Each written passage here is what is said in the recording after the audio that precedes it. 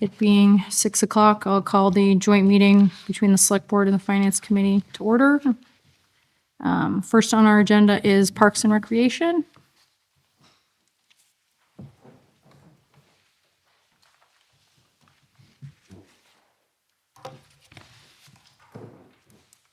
Hey everyone, Hello. I'm Mackenzie. I'm the Parks and Recreation Director. I passed out an amended version of my narrative. It's exactly the same, but I did accidentally omit the Central Park miscellaneous budget line item change in the original. So now everyone has an updated copy. Hopefully. So I wanted to start us out with our mission statement. The Clinton Parks and Recreation Department is dedicated to creating a better community in which to live and play through quality recreational programming, as well as developing and maintaining the town's open space. And then I'll start moving through the narrative sheet. If anyone has any questions, please feel free to interject.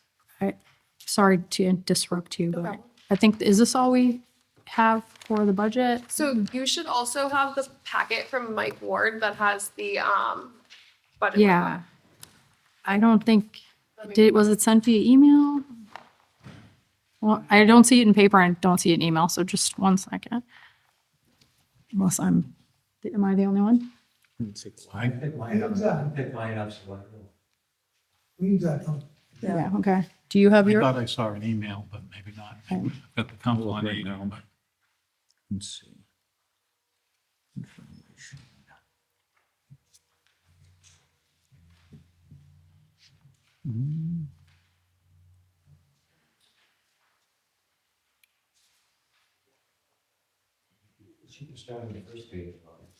Yeah, why don't you continue, just start. I can go through our I wanna goals. Keep it up, but, So our goals for FY27 are to continue to expand programming opportunities to better serve all age groups, including youth, teens, adults, and seniors, with a focus on accessibility and inclusion. To continue to grow participation in existing programs, including before and after school care, summer programs, and large-scale community events, while maintaining high-quality experiences. To increase community engagement by offering diverse events and activities that bring residents together and enhance overall quality of life. To strengthen and maintain the town parks, fields, and open spaces. To ensure they remain safe, clean, and welcoming for public use.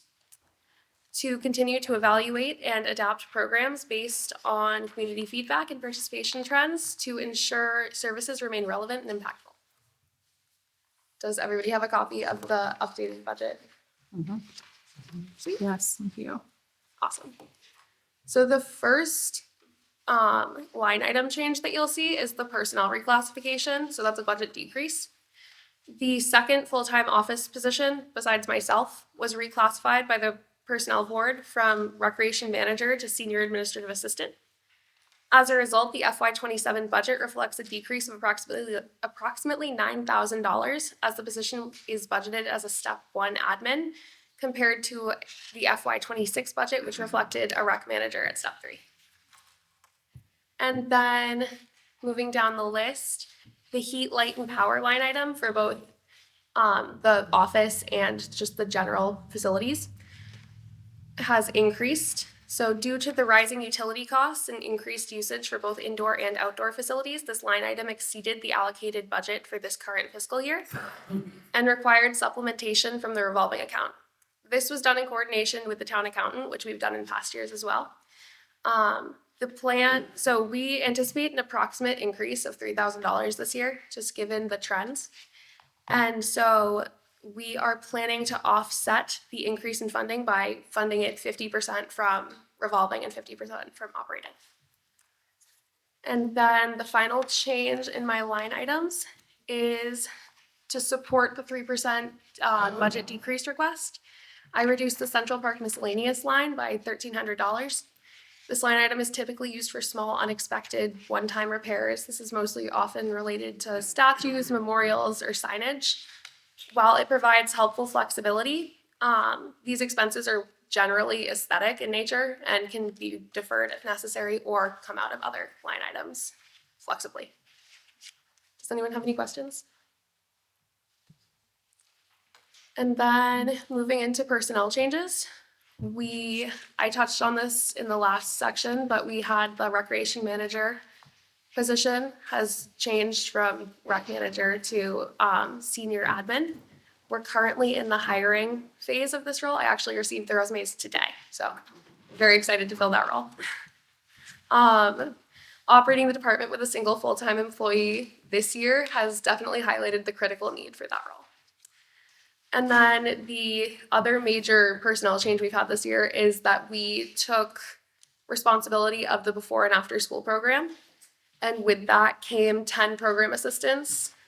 They're part-time, seasonal academic year only, and then 1 program supervisor, full-time, seasonal academic year only. All compensation rates were established by the school system and adopted during the program transition with approval from the personnel board. These positions, along with all associated program costs, vendors, materials, et cetera, are funded entirely through the revolving account. And then, does anyone have any questions at all about personnel changes this year? So what was that being funded for by the school? So it was previously funded through the school, and then now it's funded through our revolving. So then they're just passing that, and then just sending you money from the school to you guys? So unfortunately, there was nothing left in that, just due to having to pay their staff. It's fully self-sustaining. So the fees for being a participant in the program go directly back into paying our staff. So grants and general revolving funds. We received a $2,000 grant from NIPRO for our holiday pops. From the NIPRO Foundation, I apologize. And the Cultural Council also gave us a $2,000 grant this year for fall movies in the park. So the extended day program is a wash.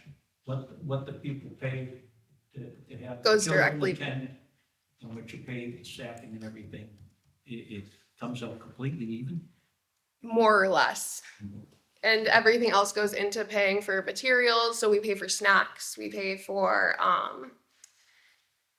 crafts, things like that, and any materials that they might use and equipment. So we be Parks and Recs or with this, like Mark asked? The park, so it's all out of revolving. Funding out of revolving. Yes. And that's the same thing with the summer program. Yep. That's pretty much a wash. So the summer program, our rec wages helps to pay the summer staff. Yeah. But aside from that, all of that money goes directly back into the program. Very good. And then these funds help to supplement and enhance our community offerings. And then for our municipal vehicle inventory, we have a 2001 Ford F-150, and that's used for transportation of program equipment and for travel between facilities and program locations. And then for capital projects this year, Brian and I have been working with the schools to, the discussion was brought up to us about hosting the Thanksgiving game at Fuller Field. And something that would be necessary for us to do that would be the bleachers would need to be upgraded, need increased seating. So we came up with a number of $65,000 for the purchase and installation of 2 large bleacher units for Fuller Field, as well as additional maintenance expenses that would come with this project.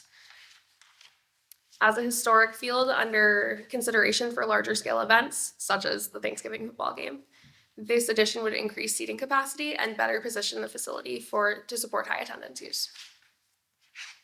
Okay, who made that request? So that's coming from Parks and Rec. Okay. We do a lot of tandem with the facilities department just because there is such a fine line there. Yeah. I didn't know if the school was looking to host the Thanksgiving game at Fuller Field and they made the recommendation. So the school made the recommendation and then just it's Possibility, yeah. Now, would the bleachers be a permanent thing, or would they have to be They would be set up and taken down? They're not going to interfere with the baseball down No, they would go next to the other bleachers. there? Okay. So it wouldn't interfere at all with the football or the baseball fields. Thank you.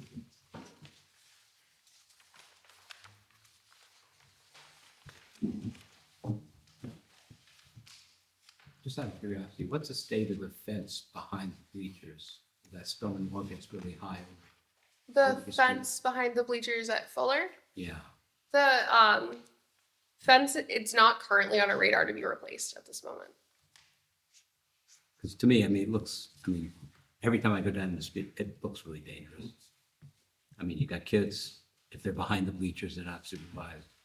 And towards one, it gets pretty high up there. That's a great point. That's something we'll definitely look into. Yeah. I'll talk to Brian about it. Okay, I mean, even if it was a temporary kind of thing that, you know. No, definitely. Would not cost $65,000, but I think it would be worthwhile.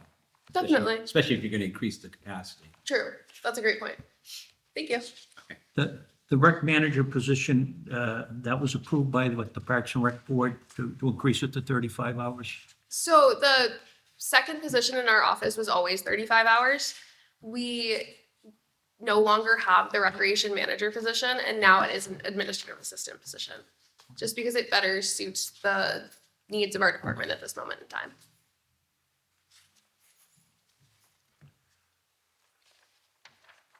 So you just basically changed the title? Yes.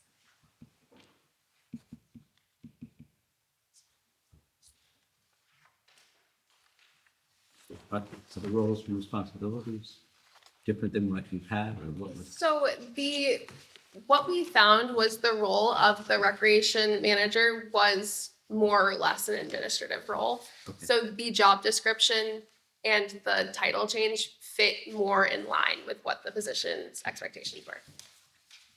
Thank you. Any additional questions for Mackenzie? Okay. Thank you very Thank you. much. Thank you. Thank you, Nancy. Next on the agenda is the Council on Aging.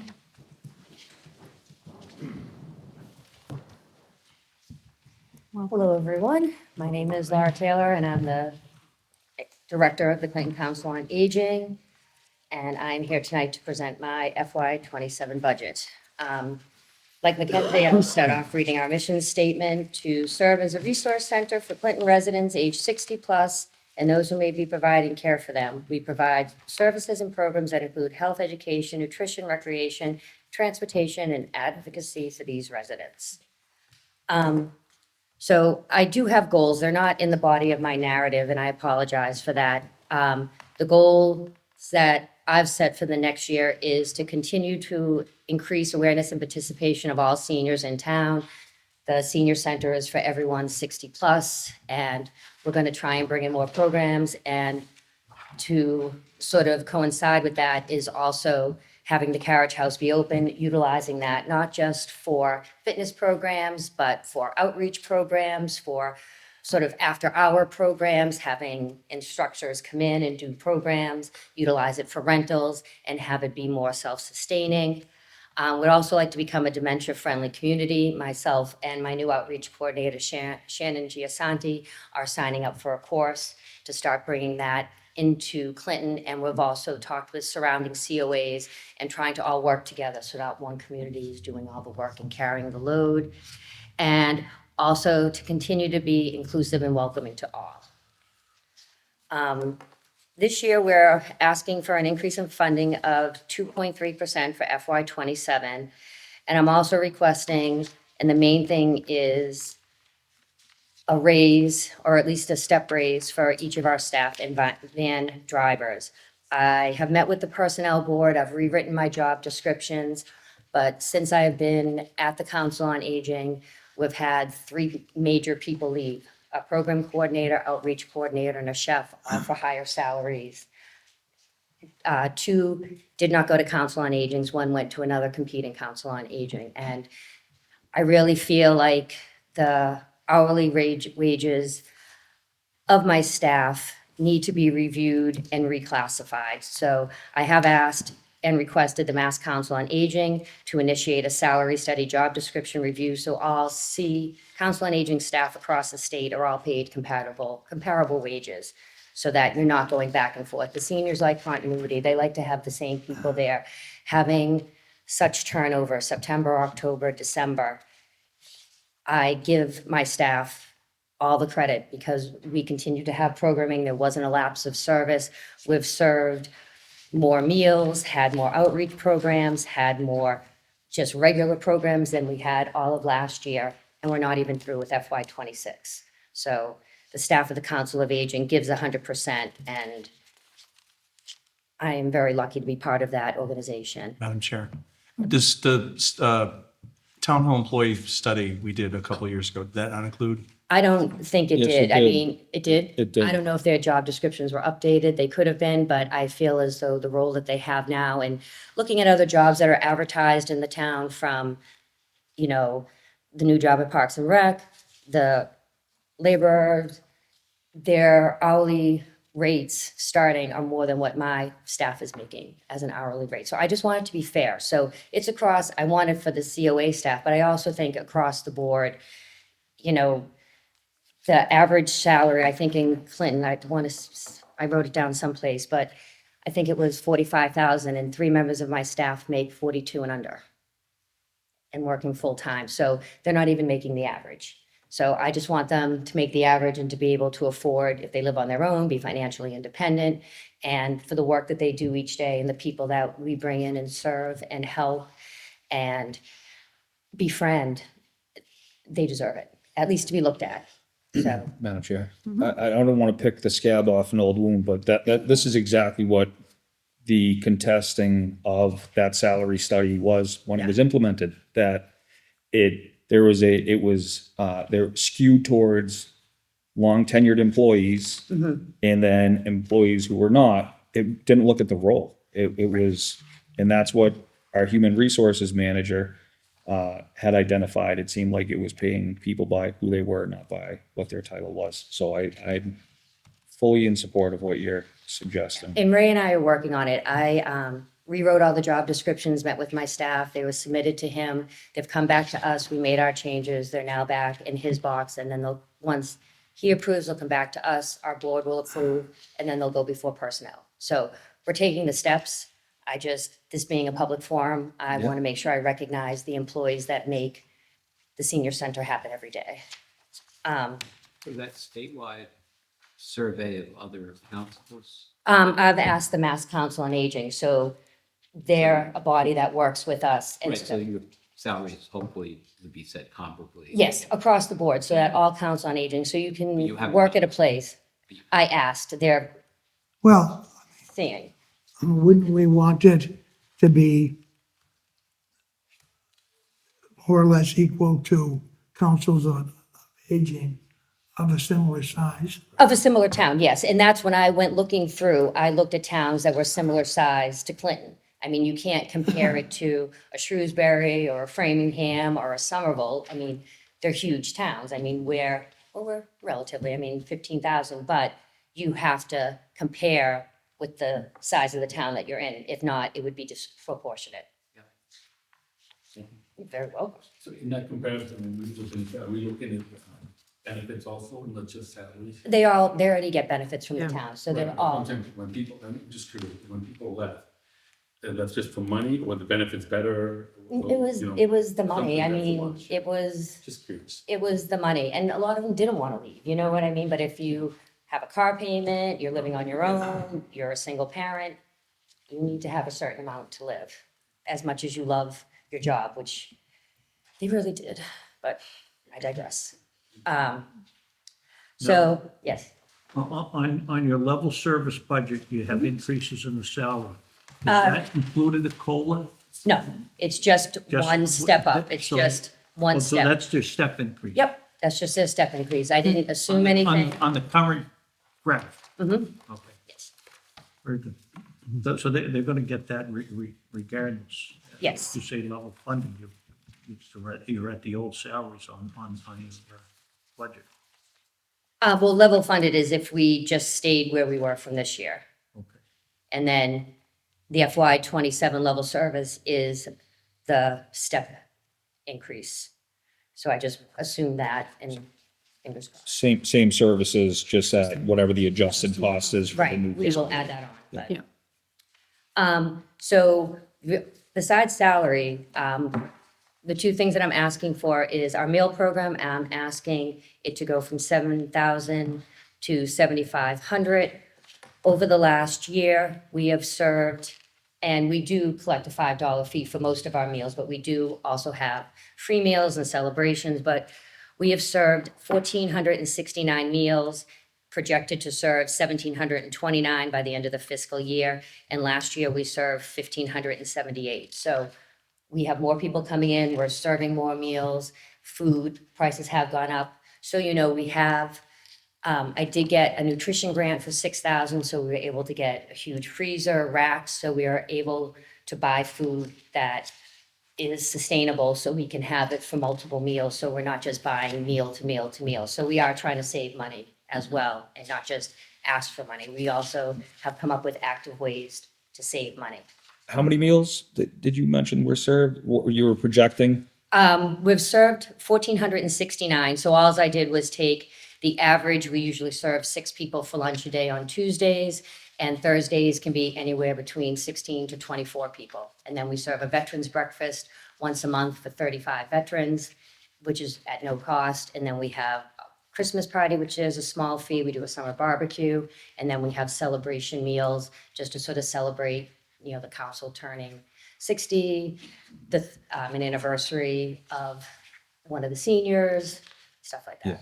So when you had mentioned that you were you're serving about 1,700 meals for Our seniors in town. $7,000, but for $7,000, Yep. which We supplement with the formula grant that I'll get to. We supplement with cost. We sometimes get donations. And right now my meal budget I'm in the negative, but because of the money that we've taken in revolving, we still have money left. So we're still which utilizing is that. about $5 Yep. a meal. And they get a nice meal. It's Yeah. good, couple of good chefs down there. Magician. Yeah. For miscellaneous, we're just asking for level funding. Programs, we're asking for level funding. Utilities, I am asking for 33,000 or kind of a split. We've spent about $2,915 a month average on utilities. With the carriage house being worked on, the splitter's on almost 24/7. And we had a boiler put in November, and it really started working in February. So we had to have electric heaters. So we've just spent a lot of money on utilities. We're hoping for next year that we won't. I'm asking, I need about 35. I'm asking for 33. But if it can't be granted, as I'll get to it, the formula grant, I'm very lucky I can supplement it myself if money can go towards the salaries of my employees. Can I just ask one more? Yeah, of course. One follow-up on, so for the meal program, do you know what the true cost of that program is? Pretty much, we have, we purchase our food through Performance, we purchase our food through Cisco, we purchase our food through Hannaford, so we use a program called Quicken. So we have spent, I apologize for, Performance this year, we've spent about $1,760, we just brought them on. Cisco, we've spent about $5,000. So we've spent a total of about, and Hannaford we've spent about $2,300. So we've spent about $13,000 in food, but we've brought money in through charging for some meals, and then we'll supplement it through the formula grant. So without those grants, We then, wouldn't be able to do it. Yeah. We would have to cut way back. yeah, So we're blessed that we have that money coming from the state. okay. So our additional funding sources, to come to that, we do receive a formula grant from the state of Massachusetts. This year, we're receiving $55,000. We get $16 per senior, and there are 3,453 seniors in Clinton. Currently, our balance on that account is $3,500. This year, they're splitting the reward into 3 sections. So it's split up over the course of the year. So I have money left over from last year. That's why the amount is what it is currently. So we use the formula grant for our fitness program, Zumba, Tai Chi, Strength and Balance, stretch classes, chair yoga, mat yoga, mindful wellness, and more. And we offer these at no cost to our seniors. It also allows us to host a yearly volunteer appreciation function for our volunteers, which we have about 28 of them, supplement our annual Christmas party, and offer additional programming and lunches at no charge. And as I mentioned before, we do use our formula grant to supplement our meal program. Another source of funding we receive is from the Worcester Regional Transit Authority. As of 3/13/26, we've received about 52,000, and all this money is deposited directly back into the Town of Clinton General Fund. We do have 2 vans. In FY '25, in FY '24, we did 4,147 rides. Last year, we did 4,245 rides, and this year already, we've done 4,078 rides, so we'll already exceed our numbers with the 2 vans that we have. We also have a Chevy Equinox that is used for medical transportation, any non-emergency ride we provide. There's no fee for this service. We help people out with dialysis, chemotherapy, radiation, and medical appointments that are out of the area of the Worcester Regional Transit. There's no fee for this service, and in FY '24, we did 41 rides. Last year, we did 203 rides, and this year, year-to-date, as of 3/13, we've done 171 rides. So we'll go well over 200 rides for this year for the seniors in town. In FY '26, we did not apply as the Council on Aging for grant funding from the Clinton Cultural Council, but we did write letters of support for 5 applicants. All 5 were granted funding or partial funding. So in the coming year, we have Sean Performance, Classic Songs with Jonathan Kay, Arizona Doug, Cowboy Hip Hop with Rhonda, performing at the Council on Aging, and as well, we'll be working with the library doing a 3-part series on making space, which is conversations about life and death and what matters most. We applied for and received 2 service incentive grants from the Mass Council on Aging. The first was for transportation software, which was $5K, it was a one-time only, but we definitely needed, with the amount of rides that we're doing, I can't have my transportation dispatcher doing it with pencil and Excel spreadsheet. Like, this has helped out so much. We know where our vans are at all times. We know who's on, who's off. It's a wonderful service. And then we also got a nutrition grant, and that was able for us to try and be more sustainable with the food and being able to freeze things, buy canned goods, and use things for more than one purpose. We also are lucky to have the Clinton Home Foundation who helps us out. Currently, the balance is in their bank, but we know of it, 140,000. They've been very generous in providing the funding for the medical transportation SUV drivers, helping out with the food pantry, and having funds available in case the COA needs any repairs. 68,000 of that money is already allocated towards a generator, and they are also assisting us with the contingency portion of the carriage house up to 92,000 if we need it. We do have a revolving account. As of 3/13, the balance was 15,000. We use this for sort of extras that we need to supplement, and those funds are program fees, trip fees, donations. We also have the Clinton Council on Aging Angels, as well as the Friends of the Senior Center, which are 2 volunteer groups that fundraise for us and help supplement the cost of buses, programs, prizes when we have bingo each week. And both groups are extremely supportive, and again, so lucky to have these 2 groups that help us out on a regular basis. As well, we've been working with Phil Duffy, the Community Economic and Development Officer, offering fuel assistance for Clinton residents. I guess there was 50,000 in ARPA funds available, so we worked with WHEAT to open it up to the town. And as of today, we've awarded 20,000 out of the 50,000 to 39 grantees. They each got an award of $450. And we will meet again because we want to do something for the summer, whether it's fans or air conditioners. So we want to spend this money and give it to the seniors as well as the citizens of the town. We did start construction of the carriage house in August of 2026.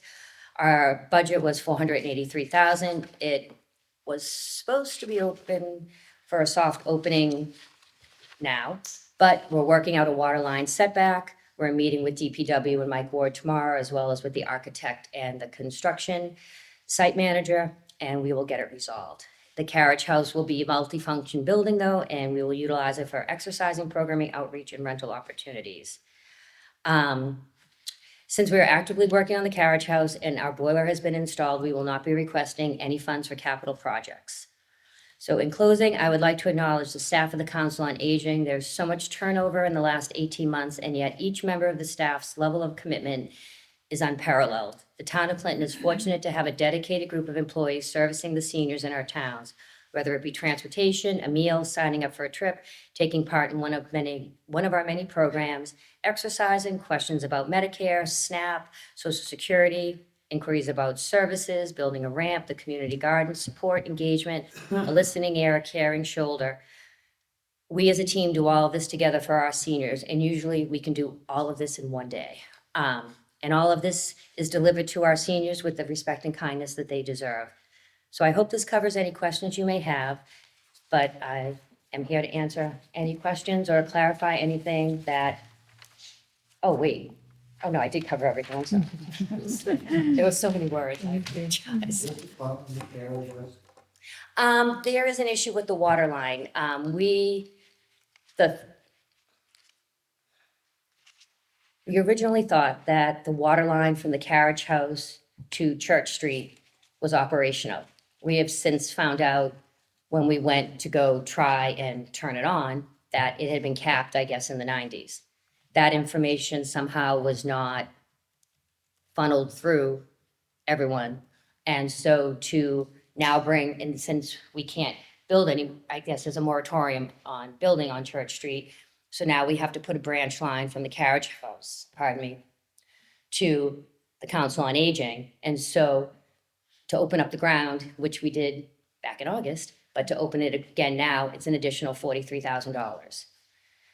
So even though the Clinton Home Foundation has said they'll help me with the contingency, I can't ask them for any money until we find out. And just, this can help with communication and just the process for any project going forward. I don't think anyone did anything on purpose. Something happened, something was missed. We'll figure it out tomorrow. We'll make it work and we'll move forward. But hopefully having this discussion tomorrow can help another group that is building something not run into a problem a couple of weeks before you thought you were gonna open. So everything else sold except for having water? Pretty much. We're getting windows, they'll come in June 1st, but we can still get a temporary inspection. We'll talk to the building inspector, and we'll just close it for a day. They'll put the windows in, but they'll have the same look and feel, but now the windows that they're putting in are double paned. They'll help with retaining the heat in the winter and the cool in the summer. But the floors are done, everything is pretty much ready to go. Yes, you're very welcome. I got a quick question, if I may. So these, of the staff, you know, like, but which ones are full-time, are they all full-time positions? Everyone is a full-time position except for Christine Ladner, who is our dispatcher, and she's 25 hours a week, And full-time is what, 37.5? 35 hours a week.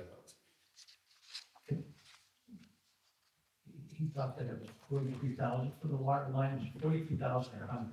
Nope, 43,000, For a water line? because you have to open up, so you have to open up the ground. Yeah. And then we have to also make sure that can it be attached to the current water line that's in the Council on Aging. I mean, it's an old building, so. I mean, it can't be 150 feet off the street, right? We just redid that line, didn't we? Going up Church Street to the apartments or no?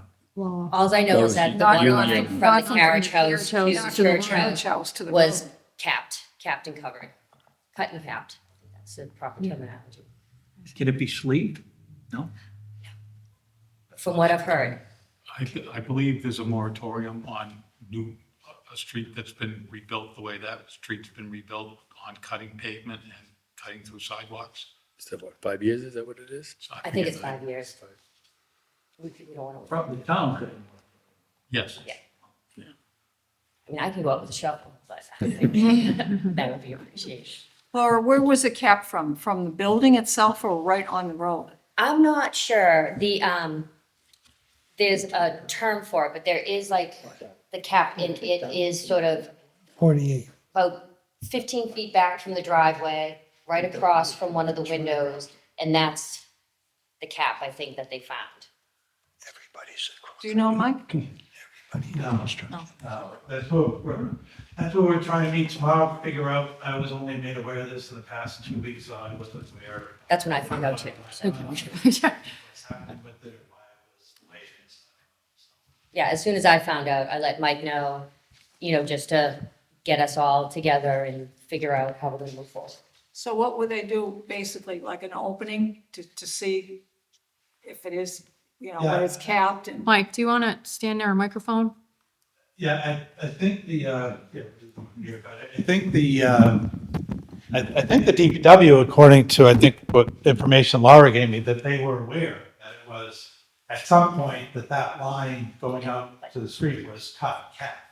So now the proposal is to, as Laura indicated, tie it into the main house. So just run an extension across the driveway and feed both buildings with the service that they have. So there's a solution. Yeah. Might be costly, but we're gonna figure it out. Does anyone have any more questions about Council on Aging, our budget, my request? On the drivers, so how many, so you have all these?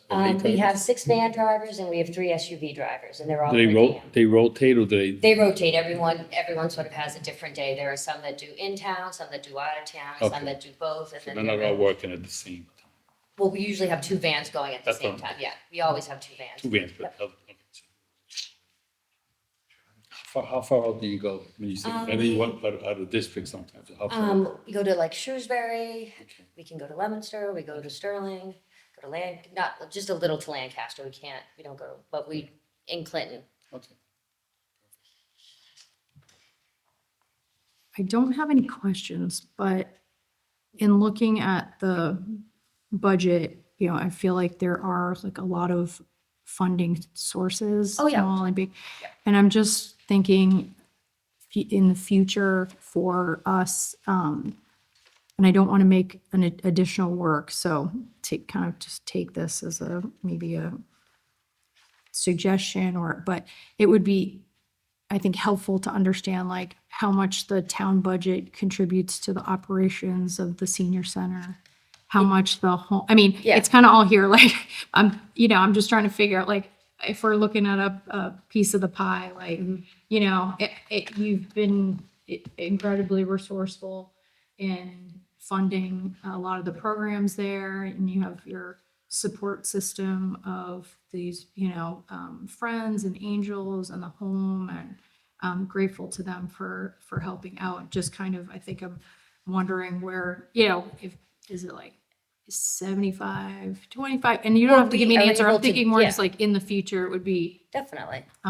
interesting to see like when a group has like a lot of, so that we can kind of get an idea of like, if Right. should something happen to the home and, and they're not donating, this is, We could still figure it out. I Yeah. mean, a lot of it is like I said, there's like 140 sitting in the Clinton home, we have 35 Yeah. so I'm using the town budget, it's mostly our budget is salaries, electricity, and programs and miscellaneous. So the miscellaneous is the transportation software, the 5,000. It's our mailing subscriptions, it's sending out Constant Contact, it's our office supplies, it's if we need, furniture, if we need a new computer or a printer. And then the programs are any program that we have, there might be a small fee if, like, say, we're going to the aquarium, but we supplement that. If we have a free lunch, it comes out of programs. So that's sort of where that money goes. And then the formula grant, I kind of hold on to, like, I don't want to spend that because I know there might be a rainy day. The Clinton Home Foundation, I don't ask them for anything, and then we also have, Grady's Groceries that is just fully supported by donations. So we have the food pantry that, we offer food to our seniors twice a month. So I do spend the money in the budget, and I do try to keep the money that we get. Like when I ask the friends, it's for a bus trip, because buses went from being like $400 to $500 now to $1,800 to go to the Woosocks. And so, if we want to take a trip, we have to use the friends, we have to use the formula, because I don't want to use the program budget and take $1,000 hit out of it when we might want to do a program or bring someone in, or there might be something or an activity that we want to have for the seniors. And so we have that money. So do we know how much money we have, or is that something that changes all the time? For what? For the money we were just talking, so with the money you don't want to use? You said. It's the formula grant. So the formula grant is given to every council on aging each year. Right, so how much is This that? year, it's 55, because we have 3,400 seniors in Clinton, 3,435. So you try to use that only when you need it? Yes. That's what I'm hearing. So those grants have a formula, Right. right? Yeah. Correct. So, I mean, it goes on how many people you serve. How many people are in the census as listed as seniors? So it could go up one year, it could go down one year. So how much was there last year, do you know? Last year, I think we got, I want to say it was like, no, it was, I'm sorry, I don't know off the top of my Yeah, like- head. But it was in like the 40 range. Okay, so do we use it all, or? There's a rollover. It's a rolling, so I don't So it have to rolls use it. over. And so that's the thing, like with the town budget, I have to use it. So I utilize that money. The rolling money, I'm saving for like when I need to buy chairs and furniture for the carriage house, when I need to buy the fitness equipment. So if you had 30,000 left over, that 55 would be in addition to that? No, no. No, it's not. The 55 is what I'm getting, but I've already gotten a portion of it because it's broken out this year into 3 sections. So I get 25 initially, and then I get 3 more. But it rolls over. It It rolls rolls over, over. yeah, so I don't have to spend it by the end of the year, So if you don't spend it, so if you have 20,000 left over, you get another 55, you technically have. over the course of the year, yeah.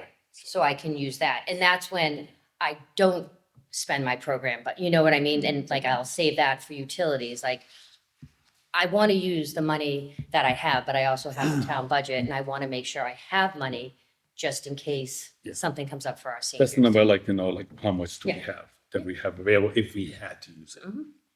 Do we know that number? Do we know that number? For the formula, yes. Right now, I have. Sorry. Right now, currently in the formula grant, I have $35,793.97. Plus the 55 we're gonna get. I've already gotten a portion of portion of that, it. and so I will get the remainder of that over the Do you course know of the what that year. remainder is? I'm sorry. A lot of questions. The total is 55. Right. I've already gotten 25. Okay, got it. So Okay. I have another No, 30,000 that will get split over payments. perfect. Thank you very much. You're welcome. I don't have any questions, I just have a comment, but I know a lot of seniors that use your services, and it's phenomenal. And the transportation to doctor's offices, I mean, it's incredible. And you should be commended, and the people who work for you, the drivers. And the comments I hear is that they're so nice and friendly, and that means a lot. I mean, an awful lot to these seniors, so you should be commended. It's a great operation up there, and the town should be proud that they provide that service. It's a gem, like anyone who's a senior, come on up. It's Oh, been there yeah, for 10 years, and, you know, But even if you All don't, staff I is know big. seniors use it who don't go there, you know, Exactly. and so that just makes it even more valuable, you know? And I think it's great. I hear a lot about people that are signing up for social security. Yep. And how that service is unbelievable and helping them make it a very easy transition. yeah, our outreach people, Deb Weatherby was here for a while, and now Shannon Giasanti is back, and both of them are just so incredibly caring and compassionate.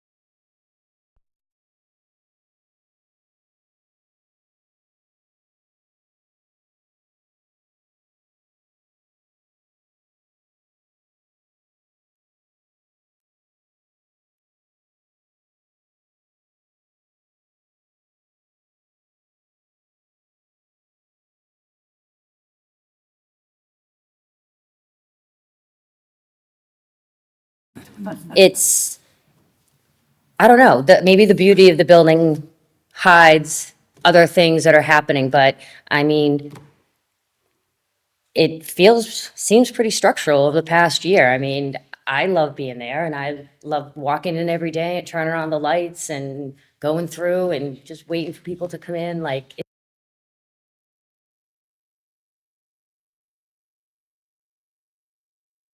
That building is phenomenal. Staircases, I mean, it's breathtaking, really. It's gorgeous. It's a lovely building. Yeah. Very lovely. Any But- additional questions? for Yeah, Laura? yeah, because, yeah, that was a good point that Paul brought. I mean, because it's, I believe it's a slate roof, correct? I think it's a slate roof that they. There's a have, so- slate roof on the carriage house that has been And repaired. not on the, I- I think so. I'm just kind of curious because down the road, if you don't I didn't maintain think that. it was slate. Yeah, I don't know, I'm asking. I don't know if it is or not. I thought maybe it was. So. I can find out. Sure, I just want to make sure that, you know. I didn't think it was slate on the. Yeah, the- exactly. I don't think it's late either, No, I don't, Yeah. no. and I don't know.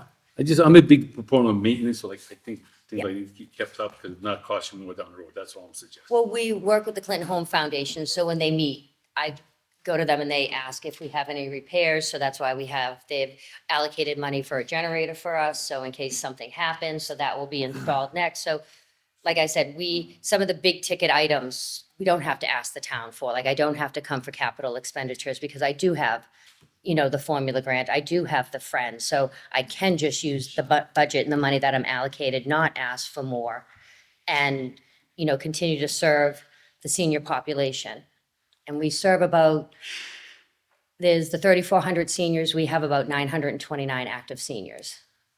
How many Meals on Wheels do you do a day, Laura? Meals on Wheels, we do anywhere between 16 to 22 Meals on Wheels per day.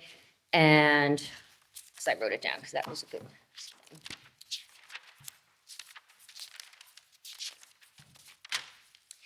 And year-to-date, we've delivered 3,304 Meals on Wheels to 34 clients. And that's usually the only time that they see somebody throughout the day. So we have about 18 volunteers that deliver.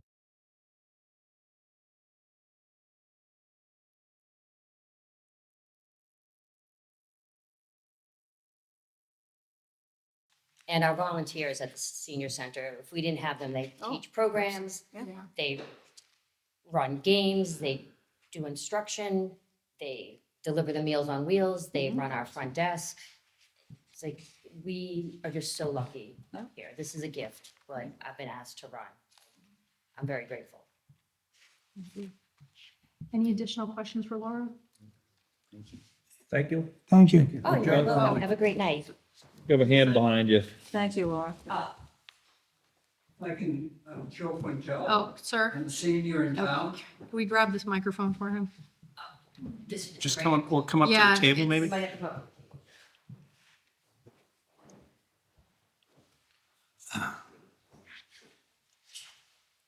If you could just state your name and address, sir. Joe Quintel, 10 Skyline Drive, Plimpton, Mass. As I stated, obviously, I'm a senior. I'm so proud of the senior center, the Plimpton Council on Aging, and I seem to see it's a receptive crowd. But the point that I'm really worried about is to make sure that we have a great staff right now. It's come full circle, and just I've witnessed us losing some of that staff, and it set us back.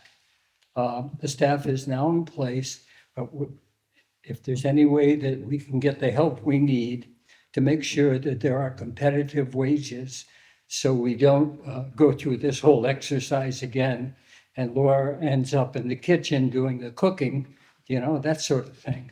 So that's my point. I want to make sure we don't lose sight of that. Thank you. Thank you. Thank you.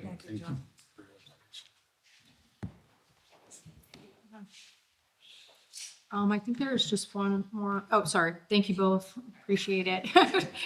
Um,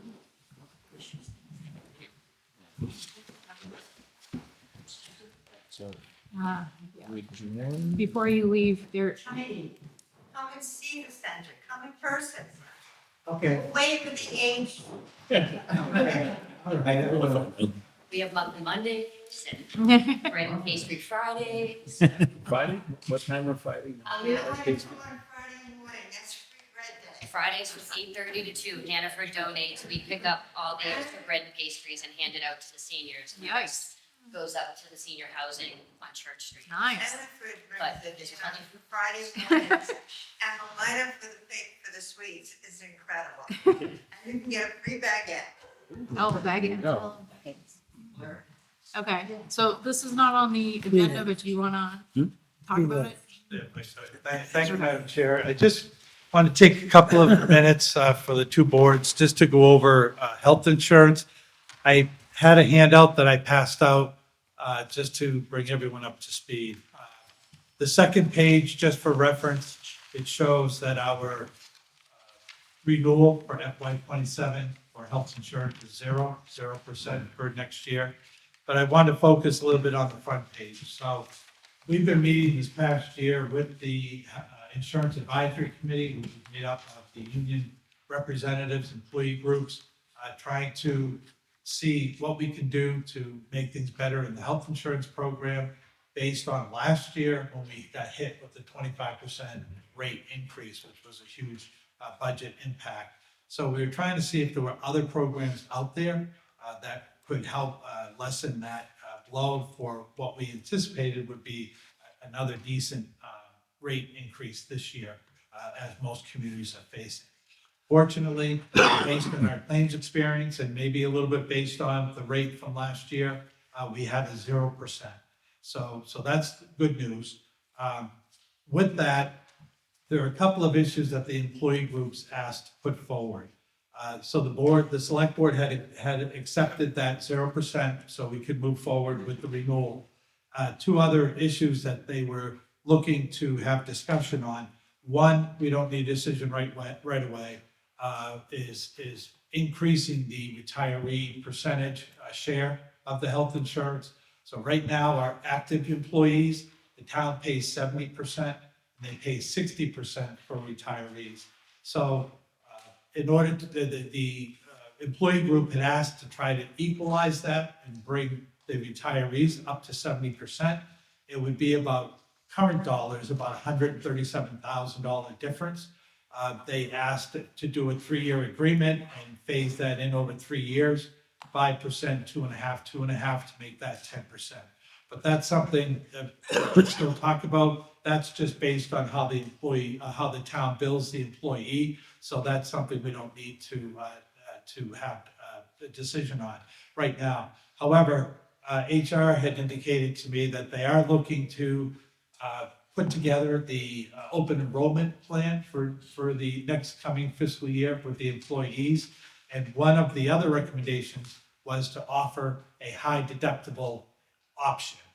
It would be voluntary to whoever would want to try it, but it would be a lower premium for higher deductibles. So deductibles in this handout on the first page was shown on the right-hand side would be the current renewal for the active plan. It's at $300 for individual deductible and $900 for family. So with the high deductible plan, that would go up to $2,000 out of pocket for individuals and $4,000 for family. So, but with that comes a savings, and in the blue, you will see what the employee annual savings would be for individual and family if they went with the lower premium. But people would have to know that when they use the service, they're going to be billed more up until the $200, $400, $2,000, $4,000 maximum. Once they hit that level, the rest of the benefit year, all they will pay is prescription copays. So that will always remain in effect for both plans, but the deductible is what we're talking about. So to get to the bottom of the bottom line is in order to incentivize the employees to maybe take a look at it, our consultant is recommending that the town would offer a $1,000 and $2,000 contribution to whoever would sign up for the high deductible plan. So for the individuals, the town would, part of the plan would create a health savings account. The town would put $1,000 in the health savings account for the individuals and $2,000 for the family to help lessen the blow of those higher deductible costs. The employee group is asking that this be implemented over a 3-year period to allow employees, if they have a lot of use of service, it would give them a little bit of help to pay those deductibles. And if people aren't using it as much, it'll help them build up their HSA for the future over that 3-year period. So it's asking to do 1,000, 2,000 each year for 3 years in order to try to help employees build that up.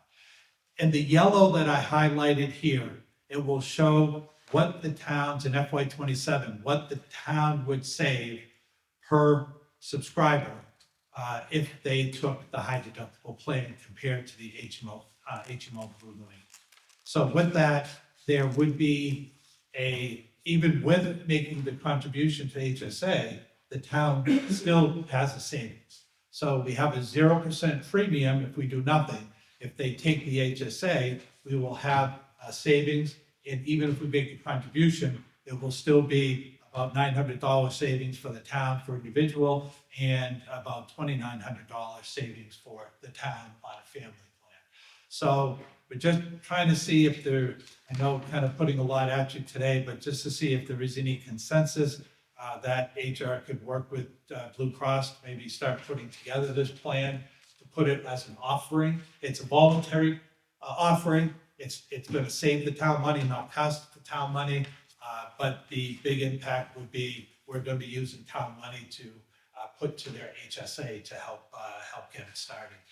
Our consultant feels it's probably going to be a very small participation the first year because it's going to need a lot of education. And the only way is by people using it and experience and word of mouth that it's going to grow. He said one of his clients, they had a small handful, a couple of people that took it the first year, a little bit more the third year. By the second year, by the third or fourth year, they were up to 40% of their employees had subscribed to it. So seeing that for some people it could work, if you don't have a lot of medical costs, it could work for you. But people that have to be very careful going into it, knowing that if their family plan would be $400,000 out of pocket. So I just kind of want to put out there to see if there's any feedback or people's thoughts on allowing the town to contribute to an HSA to incentivize the. Madam Chair? I just have a question. So for the total annual savings versus, and I have a similar plan, so I'm for this plan.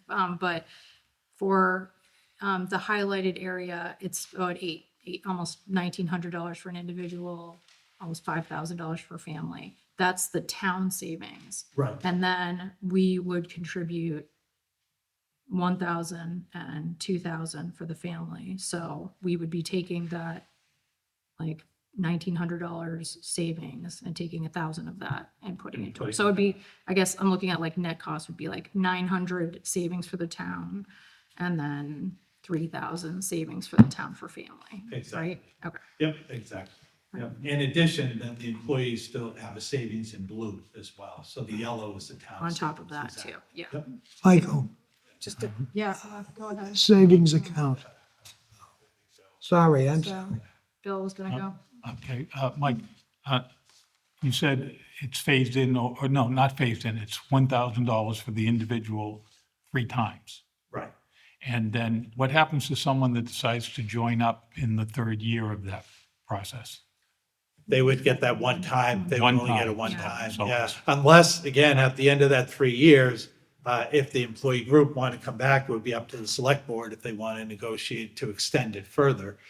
But right now, it's just, the discussions have been just a 3 years. So if somebody signs up in between, they only get it. They only going get, forward. and there's no obligation to continue it going forward. Exactly. Nope. Madam Chair, if I could just follow up on the other conversation about the retirement benefits.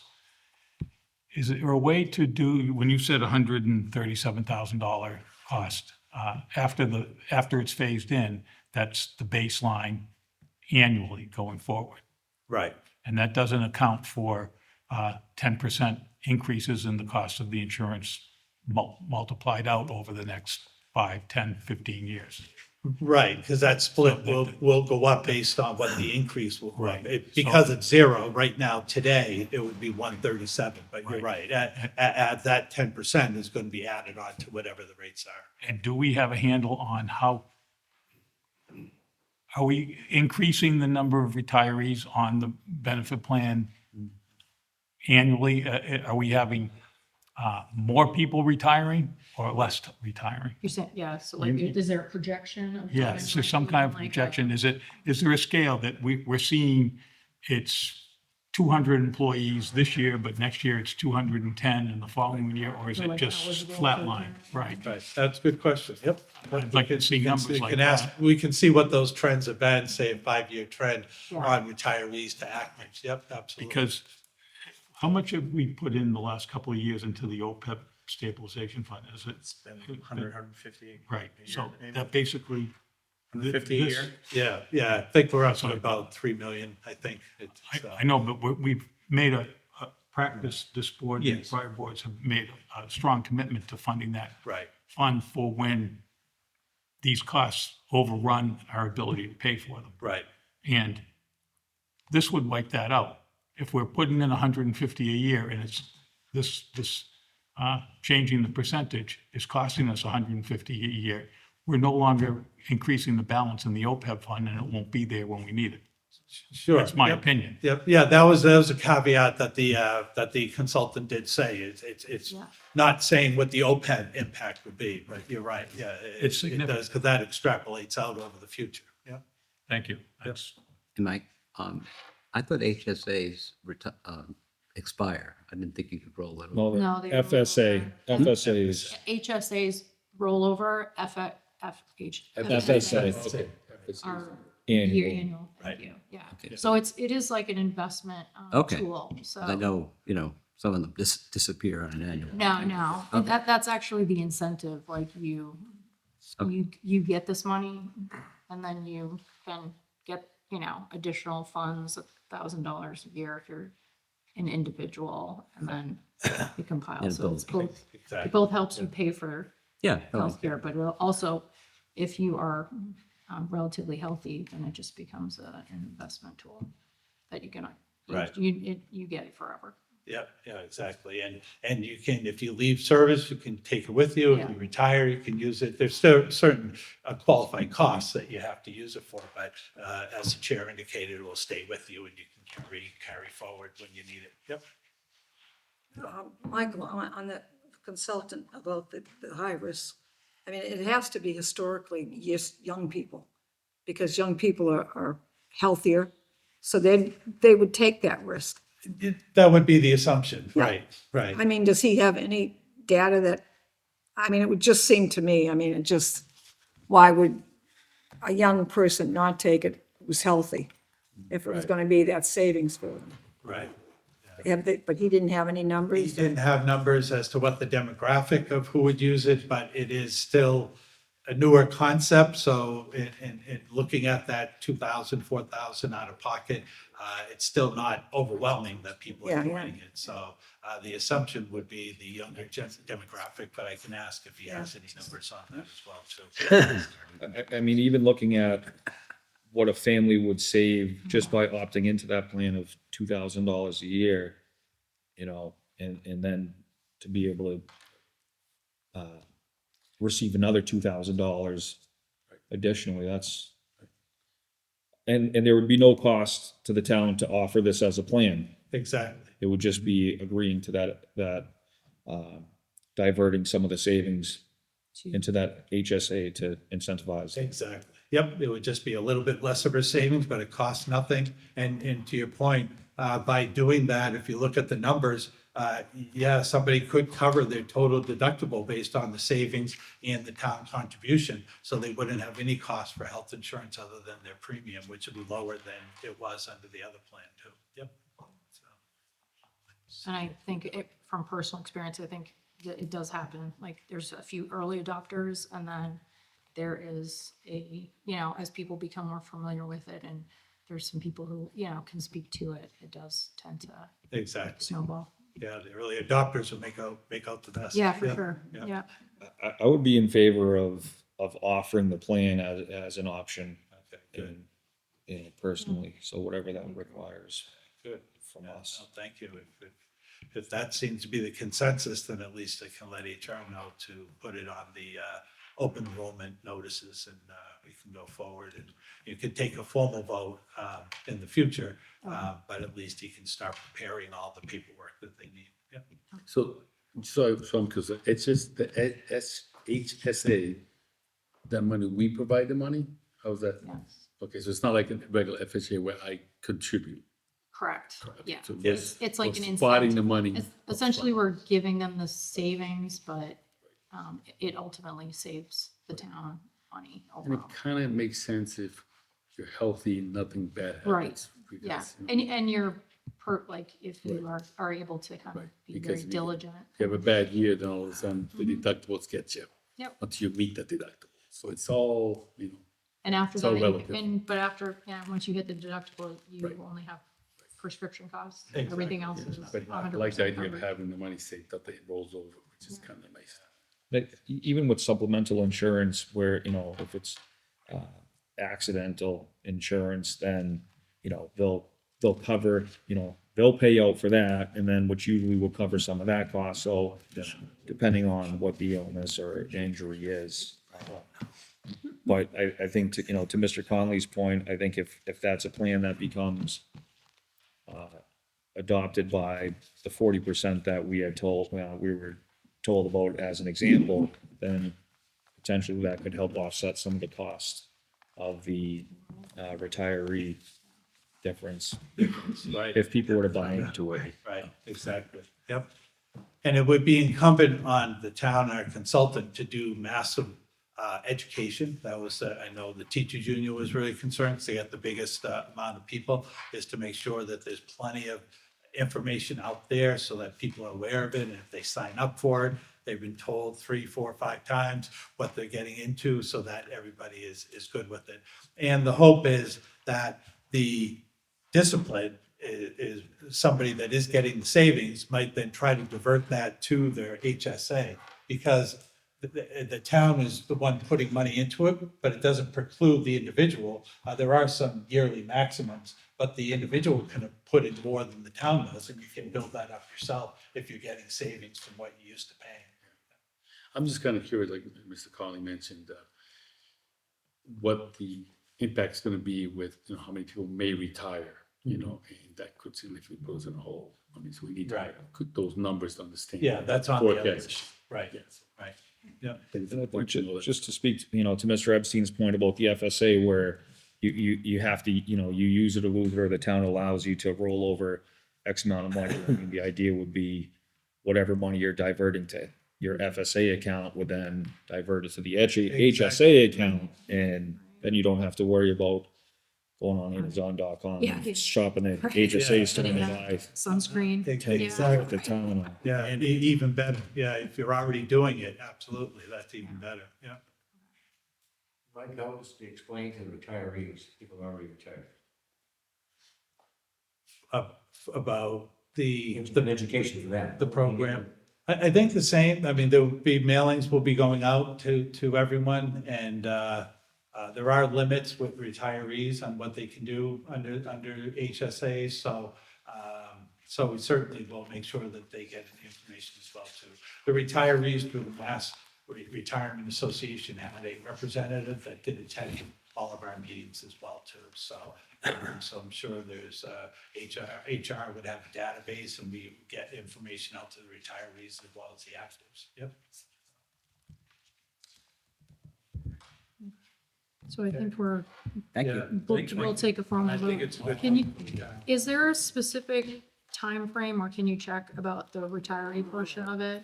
If we're waiting for additional information, I just want to be cognizant of the, Right, I time in think, which yeah, I think it we would need be, to I think it's in May, do they take out or June, the July deductions? June, yeah, so by June, payroll, which would be, you know, town meeting would be done anyways, but by June, we'd need to make the decision, because then we would need to know how much is coming out of the employee share out of their paycheck, so. and we're clear on the, Remember what we, what we, What? I the mean, I'm health not insurance saying comes what's out the the first week of the payroll. I think we've asked. Employees payroll, the employee share. Oh, weekly. It's every check you get. Oh, so it's not one lump sum, right, okay, yep, so it'll be the first pay in June, yep, so. So just, are we clear on what information we're looking for? Yep, for To make right the now, that's decision? perfect. Yep, that's Okay. good. I think it's a good, I would definitely recommend to go forward on it, and the employees, groups were very open to it as well, so thank you for your support.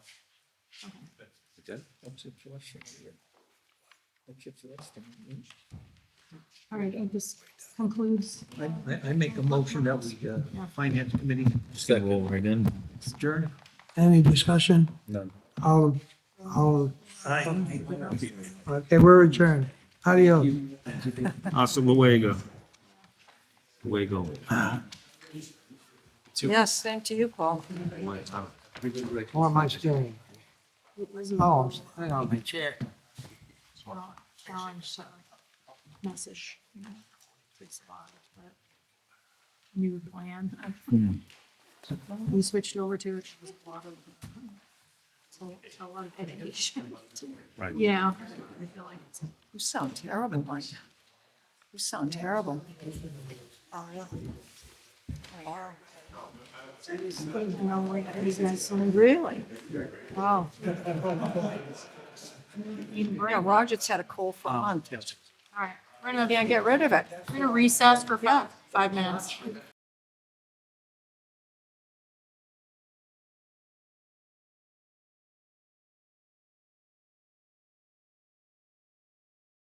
Meeting to order for April 1st, 2026. First up is the Pledge of Allegiance. I pledge allegiance To the flag of the United States of America, and to the republic for which it stands, one nation, under God, indivisible, with liberty and justice for all. Next on our agenda is public comment. Is anyone here for public comment? Raise your hand. No? Okay. Next up is the review of minutes for February 25th, March 4th, and March 18th of this year.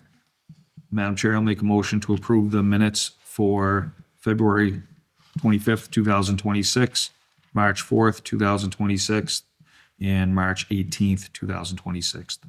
Second? Any discussion? All those in favor? Aye. 5-0. Okay. Next up is common victular license public hearing, 9 Sterling Street. Let's see. The select board's received an application for a common victular license from Juan Castillo, doing business as Delicias Danosa Terra Via Pincanadas to operate a restaurant business at 9 Sterling Street in Clinton. Is anyone here for that hearing? Yeah, Madam Chair, I don't see the applicant in the audience. I know when he was in our office the other day, he was aware of the meeting and the time. So I'm not sure why he's not here. But it's a change of ownership, and I understand they're doing the same product, the same type of business, the Brazilian restaurant there at the depot. So. I move we table this. Yeah. Second. Any discussion? All those in favor? Aye. That item has been tabled. Next up, Superintendent of Public Works. Here to discuss retaining wall repair and proposed water sewer connection fee increases. Good evening, everyone. Did everybody get the information packet for? Yeah, The they got it tonight. I handed it to them tonight, so I know the retaining wall one was fairly lengthy, so you might want to walk through it for that. So, thank you, thank you. When I first started in 2024, I was notified by John Gibbons, who resided at 451 Wilson Street, regarding his retaining wall along his property that actually is holding up the roadway. And then as I was continuing down Wilson Street, I noticed that there was another retaining wall in front of 423 that was in just as bad shape, if not worse.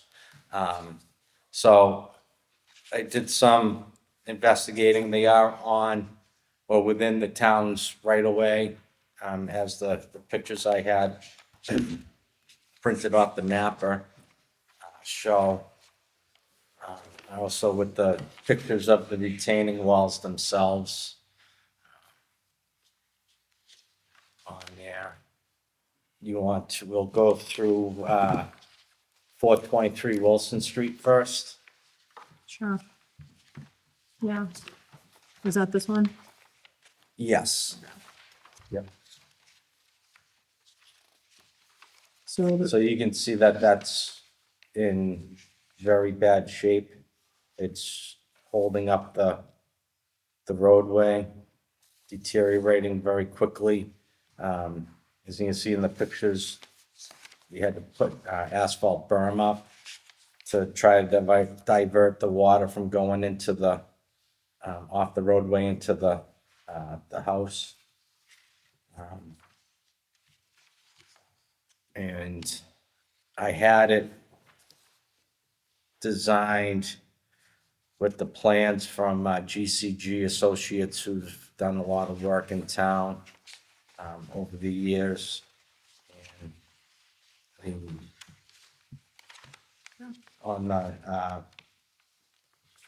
draft estimate form or sheet that you should also have for 423 Wilson, that is 87,675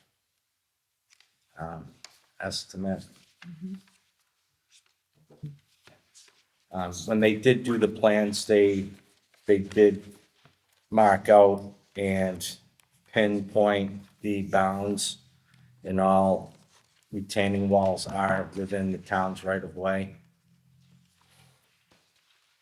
And on 451 Wilson Street, this is the concrete block retaining wall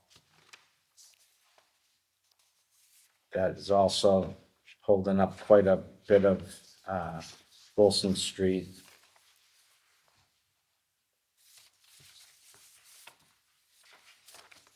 And that estimate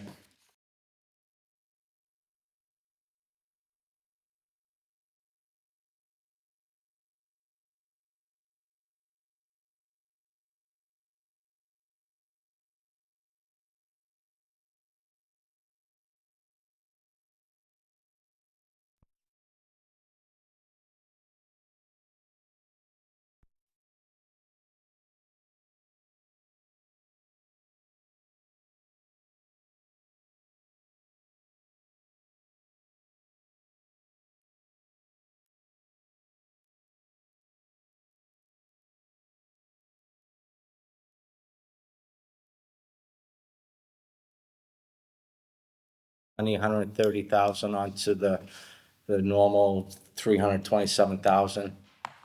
And you haven't allocated those funds for repaving projects at this point? I have not. You-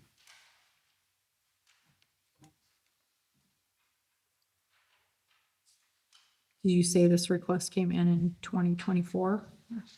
Well, that's when I had become aware of it, when the previous homeowner at 453 had notified me to come look at it, and then I was concerned and thought something needs to be done to it.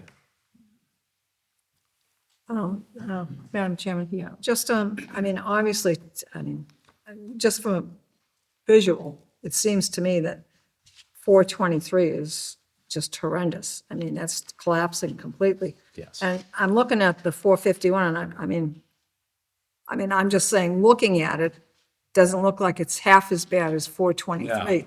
So from a structural standpoint, I guess I need you to tell me, I mean, structurally, where is it you find that it's compromising just because of here at the baseline of the road? So Because, I mean, it it's doesn't look, more, I mean, like 423, it's cracking and it's Yes. bending in, but I'm just, if you look at one of the pictures, you can see where, like the long one, yeah. you can see where it's starting to bow out. Mhm. And that's a good 3 feet from road height to the bottom of that wall where the grass is. That's holding back probably twice as much as the 423 location.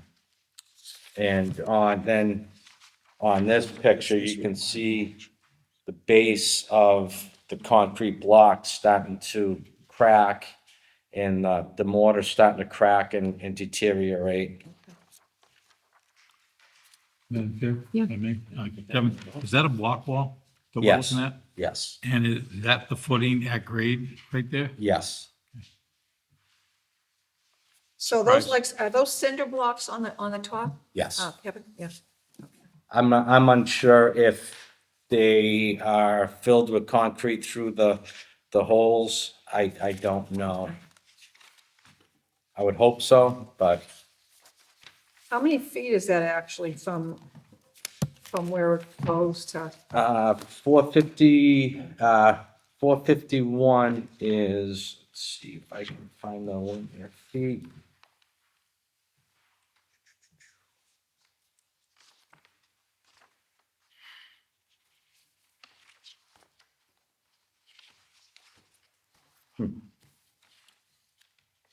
I mean, it looks like quite a distance. It is. Sure, yeah. Um, And I'm not saying it doesn't have to be done. I'm just saying from the two, and I'm sure you wouldn't be requesting it if it wasn't necessary, but, It's approximately 115 feet, oh, wow. give or take. I mean, I can look here and get you a more precise measurement.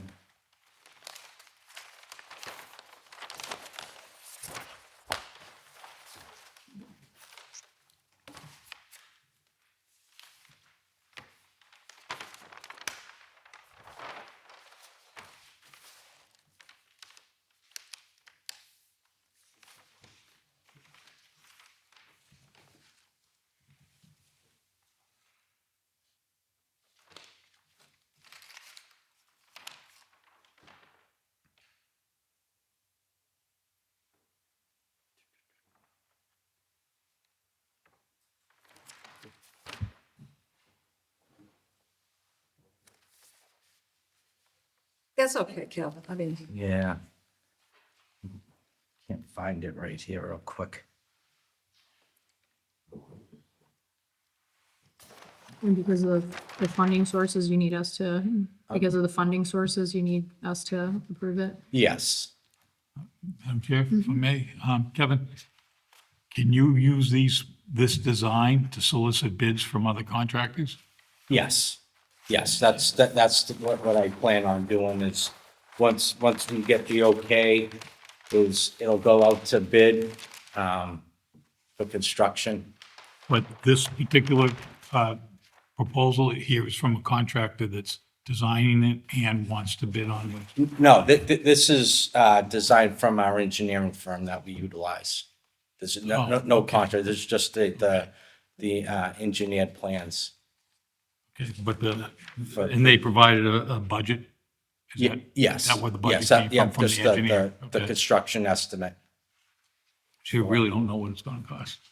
No, not this day and age, unfortunately. Madam Chair, I'll make a motion to approve the request by the superintendent of the Department of Public Works. I'll second that. Any discussion? Just under discussion, Madam Chair, I'd request that if the actual bids come in substantially more than what's estimated, that the board be informed and have an opportunity to comment. Absolutely. Yeah, I would think, Madam Chair, that any contract that you want to execute should be approved by the board anyways, so, yep. Thank you. Any other questions or discussion? All those in favor? Aye. Opposed? 5-0. Thank you. Yep. Next up, the water and sewer connection fee. So I've been looking at this for a little while here, and I don't have an exact time or date when the last time there was a service connection fee increase in Clinton. But I did, on the spreadsheet, I did look up some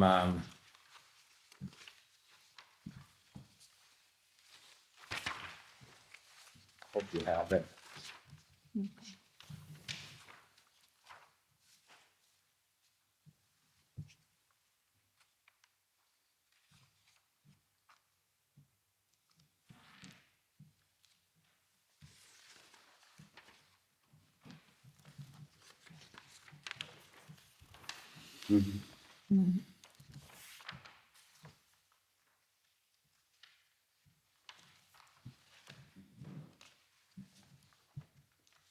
Okay, so just I'm looking at so just basically our current fee schedule for 1 inch of service is 1,000, where Leominster's is 2,500. Yes. Lancaster's is 3,000, West Boylston is 5,000. I'm trying to get ahead of, if we can raise this, it'll benefit us in the long run with all the additional construction proposed with the old mills. Yeah. There's construction proposed? Well, you got 63 Union, that's gonna be, that's already started to be converted, and then there's word of possible J-Bill getting converted to Cross that bridge. apartments and. Well, we don't know. Yeah, we're not No, sure, but, yeah. Let's stick to what we know. yeah, well, I'm just, Bringing it up to Yeah. alignment with, yeah, area. speculating, looking for the best interest of the town. Correct. Where there's smoke, there's fire. Madam Chair, if I may, do you have a sense on how many you do a year?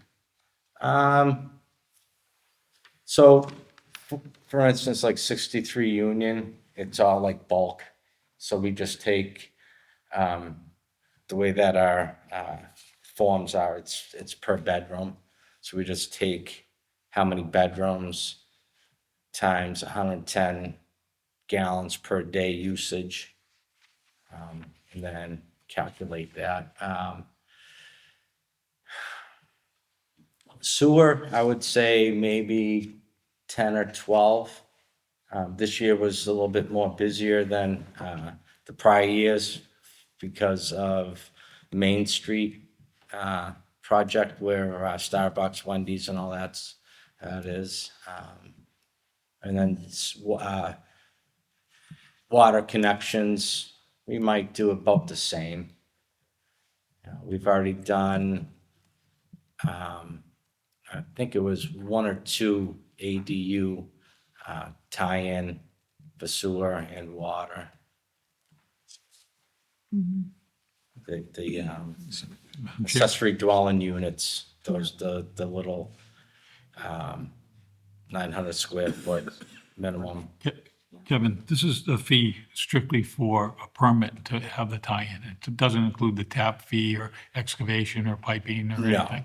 no, this is just to tie in, Yeah. to utilize the water, the water from the pipe. They have to pay to have somebody come in, tap it, dig the line, and then tie into the sewer.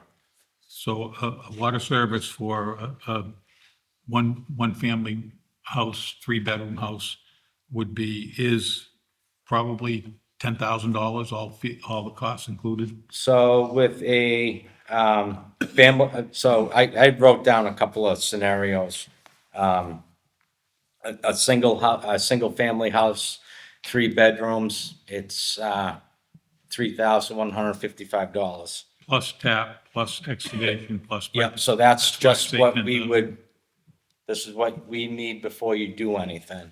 I'm going somewhere with this, Yeah, Kevin, yeah. for a minute. It would probably cost $10,000 for a single-family home.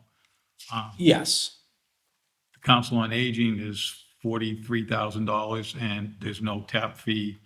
There is excavation, but there's Yeah. no No, heavy piping that's- or anything. we have a meeting on that tomorrow. That's,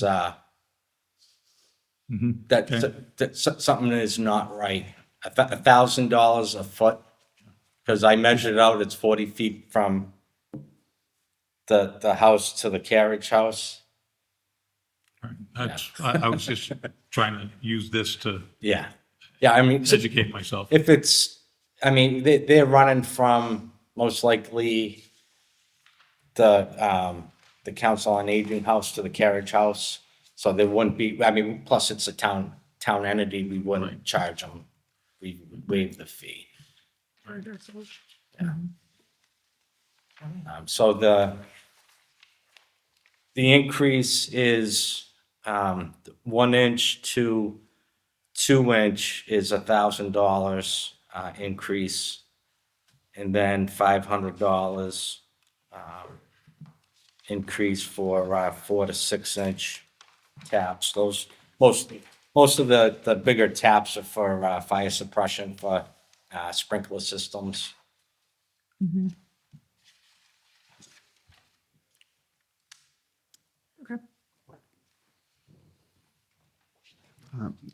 Madam Chairman, I would move that we go along with the recommendation of the superintendent. It's been a long time since these fees have been increased. Second. Any discussion? All those in favor? Aye. Opposed? 5-0. I also, if you have a few minutes, I also have a wish list of paving that I put together. If I may pass this out, so you have a visual of what I'm looking to do. And I have a question of one of the roads. Chestnut Street from Church Street to Water Street. I know that this is a section of roadway that has or is gonna be planned on having sidewalks installed. Don't know when, don't know how much. Would like the board's thoughts of at least resurfacing the road before that deteriorates any worse. And then if funding comes available through grants, then we can go ahead, design it, cut it, put the sidewalks into what we have to do for, the design plan, but I'd like to do something with Chestnut Street because it's a main cut through from Union to Water Street. And that sees a lot of traffic. Educate me on resurfacing versus paving, or. It's is it it's the same? it's the same thing. Okay. So we would go in, mill out an inch and a half of the old asphalt, and keep the rest of it as a base, and then fill it back in with inch and a half of hot mix asphalt to replace it. Madam Chair? Do you look at, on these individual streets, the age of the sewer lines, the water lines, the gas lines?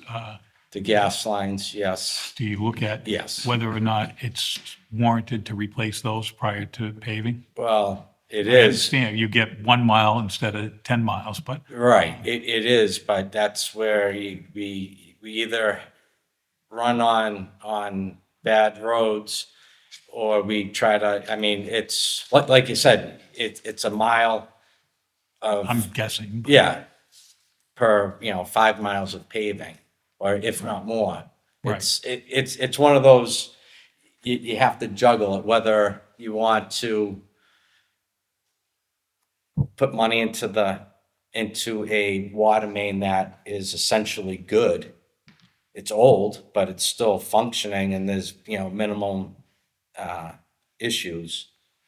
I guess what I'm asking, Kevin, is do you analyze each roadway? I don't, maybe the age of the system isn't what I'm poking at, but if it's had frequent repairs needed and it's likely to continue having repairs needed, or if the gas lines are gonna need to be upgraded at some point, isn't it throwing good money after bad to just resurface? You get a lot more miles out of it, I understand, but it's temporary. It's not gonna hold up when the utility company comes in. Well, we always set a list to National Grid for them to come out and say, yes, we have plans for gas main replacement in this area.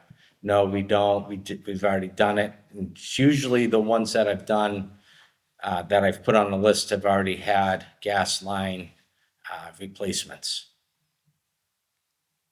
Excuse me, Bill, but I mean, I think a good example is up on the Acre, up on Top Street, Acre Court, and those gas lines needed to be replaced, and that National Grid finally, I mean, those streets, you could barely go on those streets, or they were horrible. Right.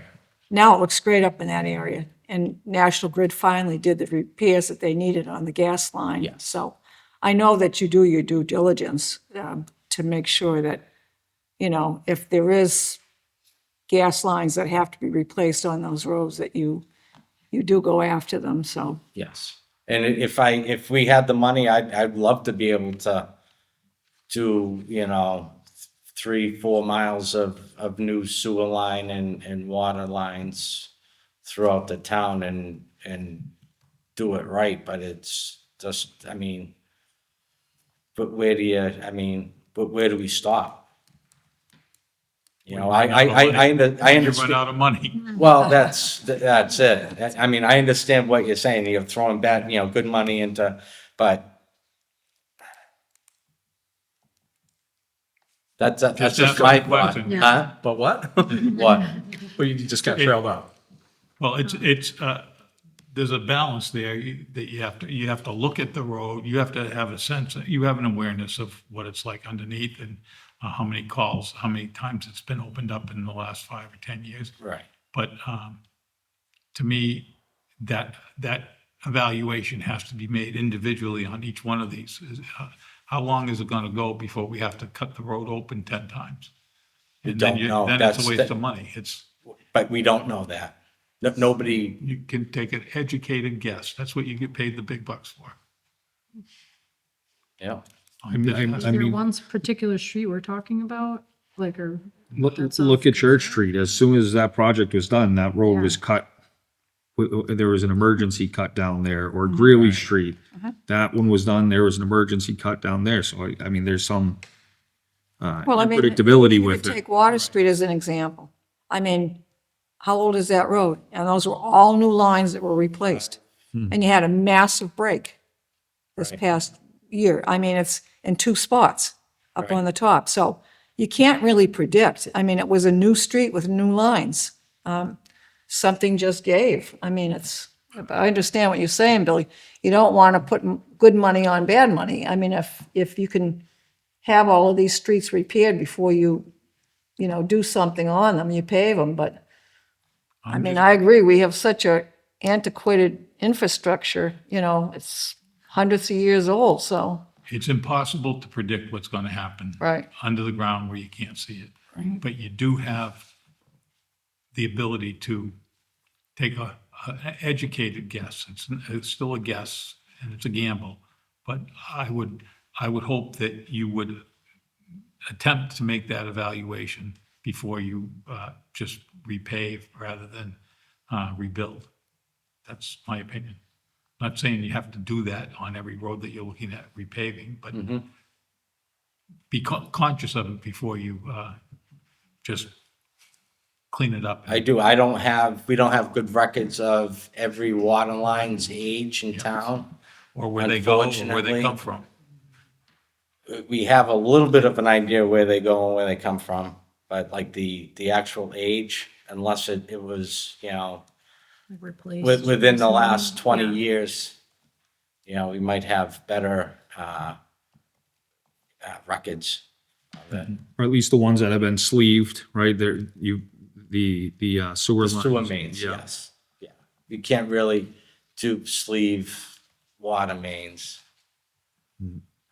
But yes, we are the sleeving, the Hutton Place sleeving of the sewer mains. They're actually gonna be starting that tomorrow and Friday for the phase 2 portion of the sewer I&I project. Is there any portion of Main Street that could be paved over, like whether it's by the depot, which just seems to be a nightmare? I know that on, Union Street, I don't know what it entails with the development that's going on there at Main Street, but like any of, that three-way intersection or, Well, Union at Main, what my plan is once we get the culvert done, Yeah. is come in there and try to work our way down past the culvert, kind of incorporate that intersection to smooth that out yeah. as much as possible. That took a beating when they were closing the landfill with all the trucks turning.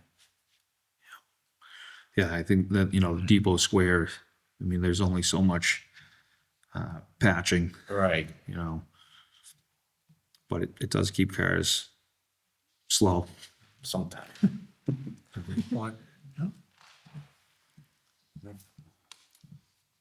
I mean, do you, Maynard, what do you need from us? No, I was just, Just kind of like yeah, letting just us know. what giving you're you, thinking. yeah. Yeah. It was more or less the Chestnut Street portion, because I know, Phil and I had a conversation a couple of years ago about it. We wanted to work it, but it's gonna be like another Sterling Street project where we're gonna be waiting and waiting and waiting, where the road's just gonna keep deteriorating, and we're gonna be working twice as hard to keep up with it. Manpower wise, man hours. and all the roads in that neighborhood as prior to Water Street have been paved as part of the Walnut Street project, right? Like the Prospect Street. Prospect, no, It's coming. that's Yeah, coming, that's, yes, Okay. but Yeah. Walnut, means Cedar Street. yeah, Walnut, Cedar Yeah. Church. Well, I'm saying from Chestnut Street down towards High Street. Like Prospect wasn't, No, No. that's, we're working on, not- it's on- working on doing that, I believe this year. Prospect, and then That way. the end of Walnut to Union, and then Union to High, I believe. Yeah.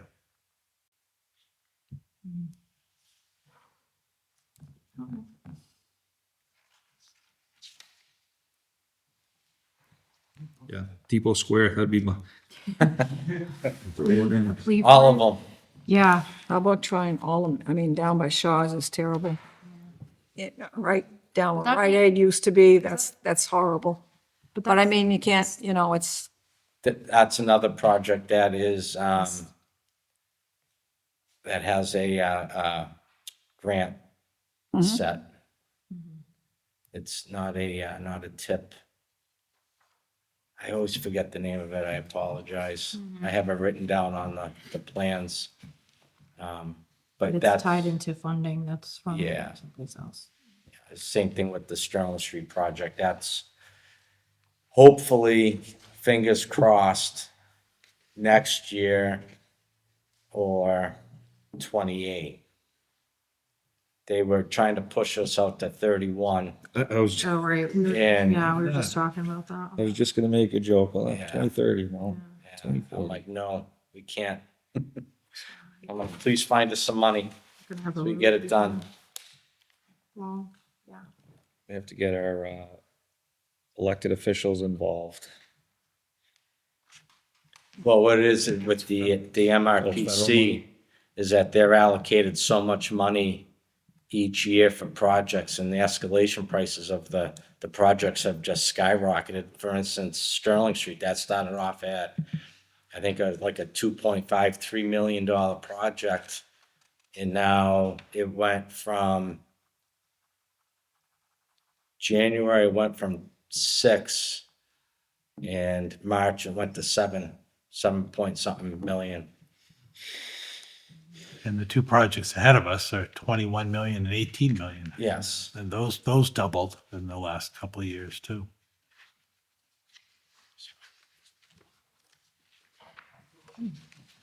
Thank you very much. All right, Thank thank you. you.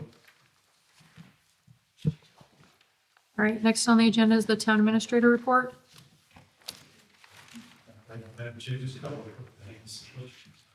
Just a couple of quick things, Madam Chair. First off, I wanted to thank the staff for help with the Ways and Means hearing that took place on Friday. Again, great feedback from the legislators and people that attended, coming to this beautiful building, coming to Clinton. I would love to have people visiting and hope they'll come back and stay longer. So to Mark McMinn and Shay Hover, Chris DeSikas, who did a lot of the AV and video, and Dan Bellevue and Alyssa Como, and thank them very much for all the work they put in. Again, it went off flawlessly, and of all that work behind the scenes, and Brian Farragher as well too with his coordination. It really helped to be a successful event, so we wanted to thank them. Secondly, the library, they're starting last night. I attended their first public kickoff meeting for their project. I think they're having 6 more, I think, that'll be coming up through the month of April and into May, getting ready for town meetings. So if people want to check their website to, if they're interested in information on the project or when another event will take place. And lastly, just wanted to kind of just update the board to let the board know that continuing to meet on the Jabil Nipro situation.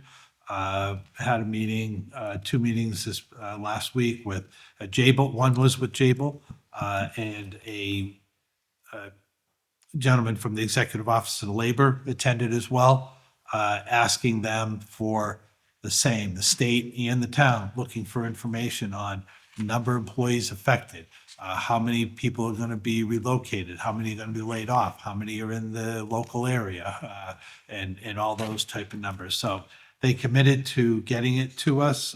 We haven't seen it yet. They did indicate that they are moving operations to Devens, that there will be a number of employees that will be relocated there.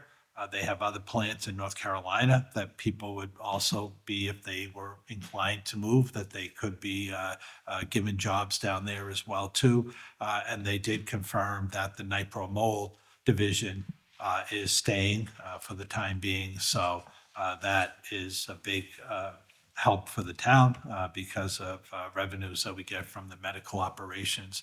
So that medical part is staying for the foreseeable future. So we had that meeting, at least to establish contact, and now to try to hopefully get that feedback for that information. Then there was another meeting with the Mass Office of Business Development and Mass Development as well too, and try to keep that contacts going and whatever is out there to help.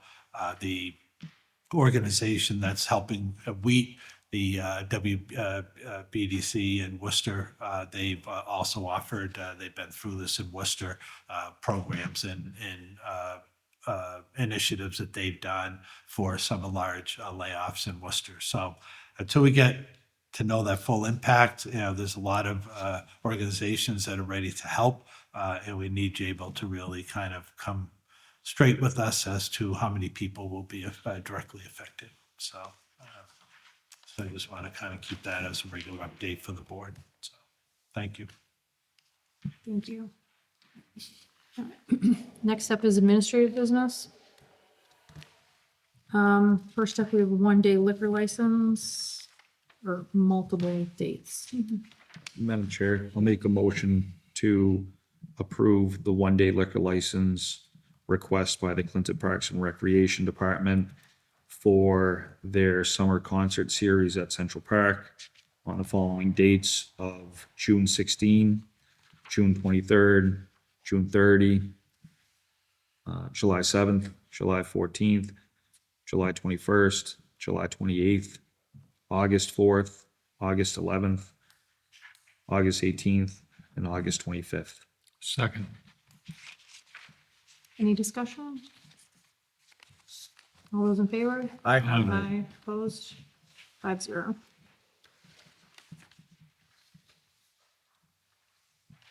Next up is a donation request for the class of 2027 after prom event. From the Civic Fund. Madam Chairman, just a question to Michael. Have other classes asked for donations, Michael, in the past? Yeah. Yes. Well, then I would make a motion that we give whatever we've given in the past to other classes. Second. Any discussion? All those in favor? Aye. Aye. Madam Chair? Yep. Related to that request, Yeah. I respectfully request a complete list of the donations made from the Civic Fund and the organizations it was donated to over the past 3 to 5 years. So we're not saying whatever we did last year, so we can look and see what we've done. I'm respectfully requesting that information. No, thank you. And I appreciate Jolise has been putting that together. So, Thank you. yep, thank you. I guess in addition to that, if when we have it and when we get these requests, like the balance or what is left in the fund would be helpful as well. For each time. Yep.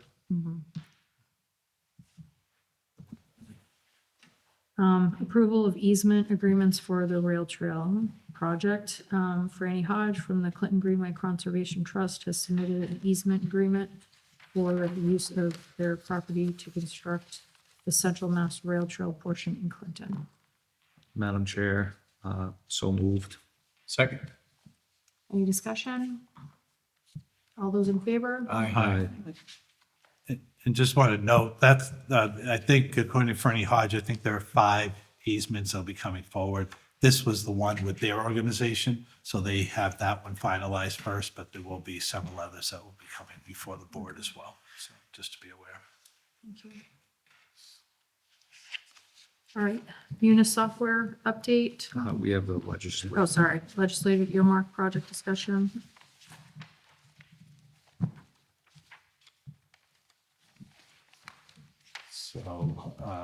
So as the board is aware, Representative Kilcoyne's office had reached out just to see if there were any projects up to maybe $100,000 that might be something that the state representative could put forward for the budget season. Some of the feedback from some of the town departments, there were 5 departments that had submitted.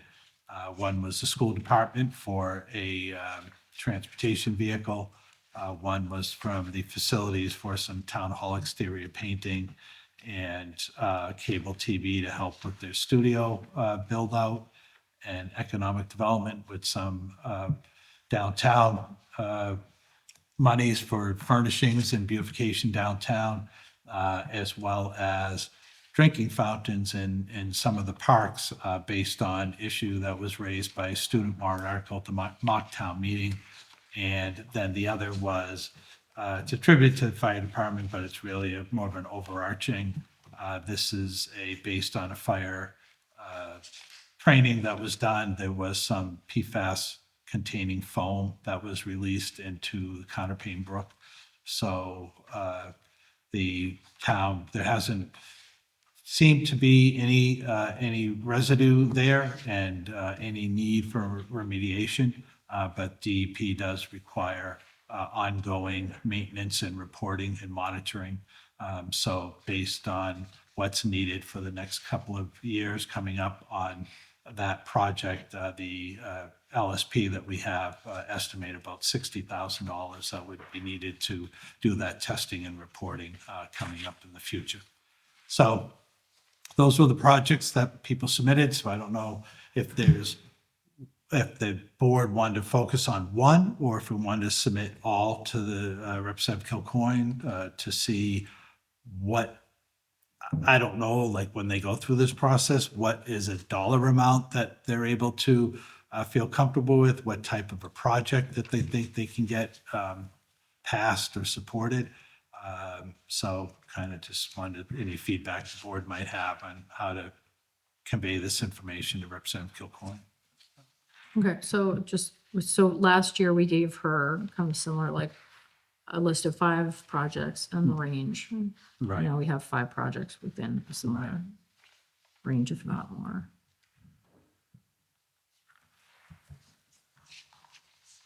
I don't know if I know enough to Well, advocate for one versus the other. Well, I'm going to advocate for number 2.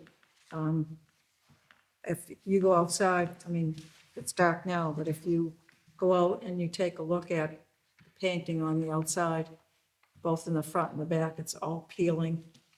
And the paints around the, I mean, it's really getting bad. And it's, you know, we paid a lot of money in the 90s to bring this back into code and to make it a beautiful building again.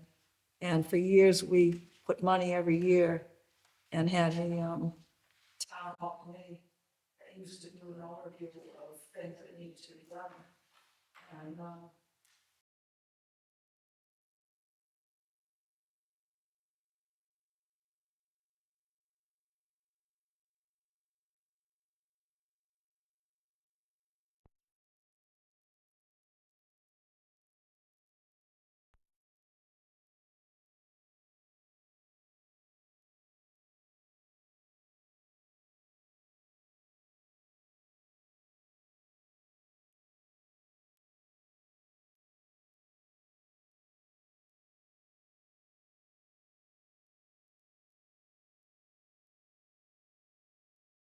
Wouldn't be opposed to submitting the 5 requests. I don't know if, is that detrimental to submit 5 and focus on one?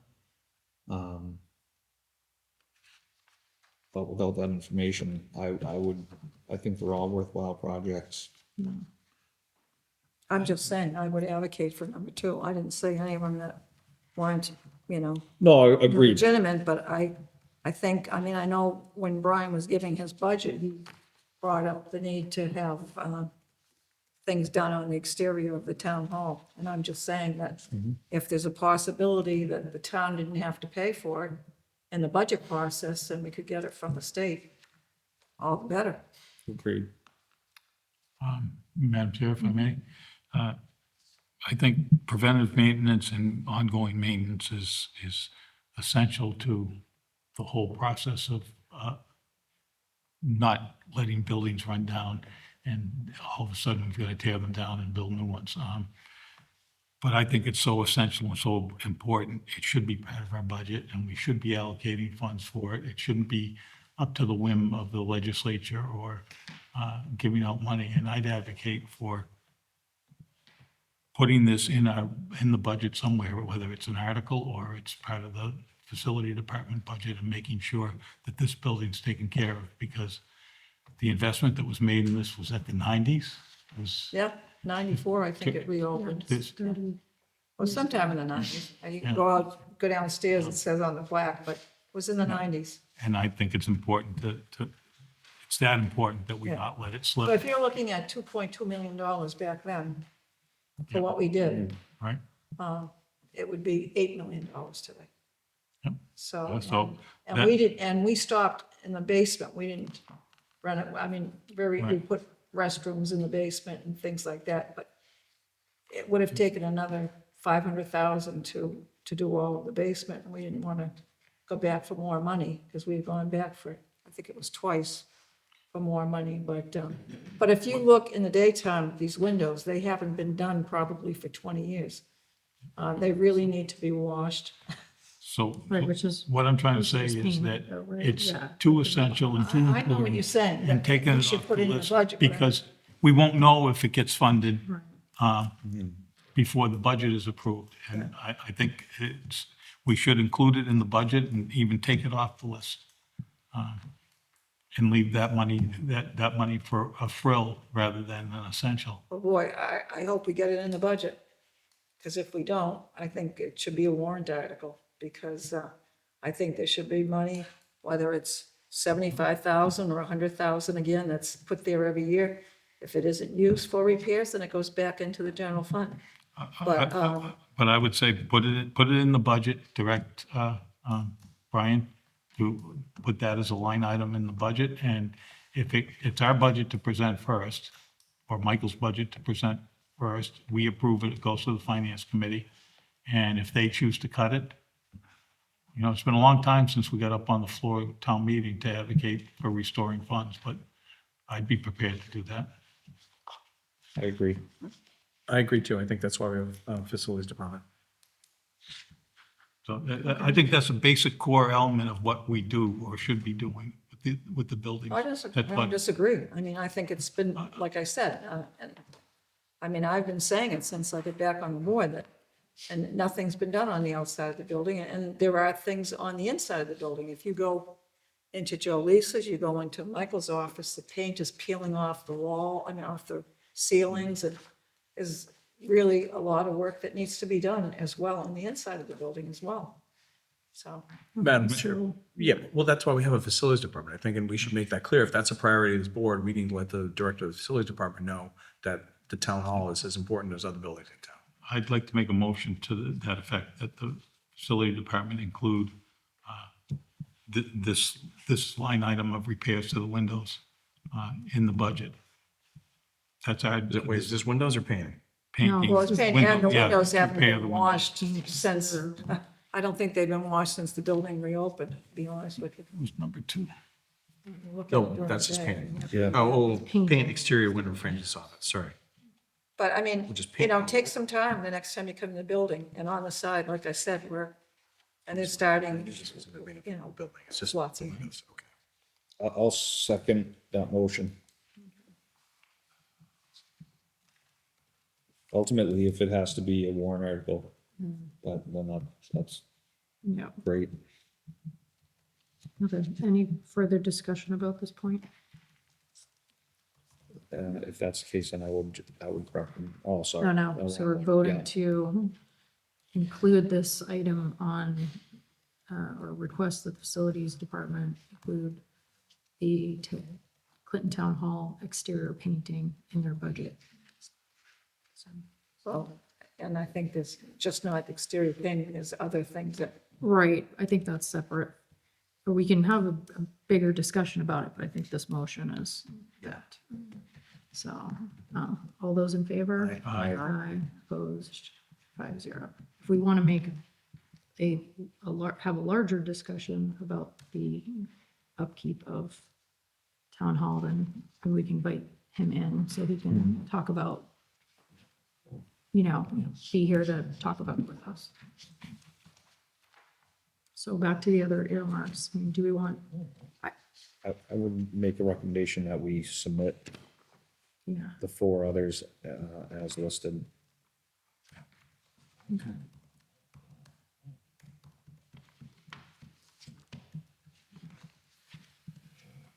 sorry, was that a motion? Sure. I'll make a motion to submit the 4 earmarks, 1, 3, 4, and 5. Second. Any discussion? All those in favor? Aye. All right.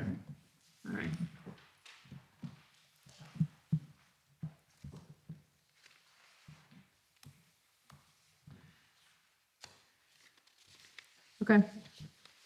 Next is Munis update.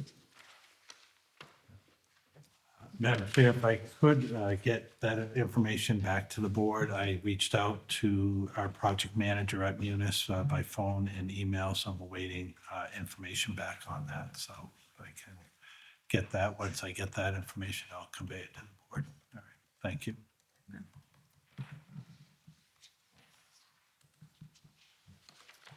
All right. Next on our agenda is the town administrator candidate discussion. Madam Chair. Yeah. Based upon the interviews yesterday, I know we have thanked the screening committee for their work. And based upon the 2 interviews yesterday, I'd like to make a motion to move forward with offering Karen Clark the town administrator position in the town of Clinton. I'll second. Okay. Let's open that up for discussion. Under discussion, Madam Chair. I was impressed by the quality of the candidates that were presented and their performance. In my opinion, they each had different strengths and different weaknesses. And my concern is that I think that, what was the gentleman's name? Alex. Alex, had a much stronger background in public administration and finance.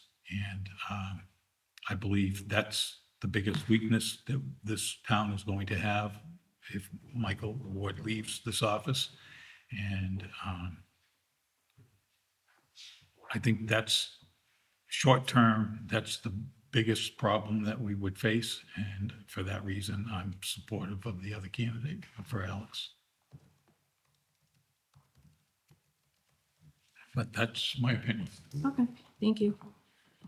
I would. Just on a discussion, Sure.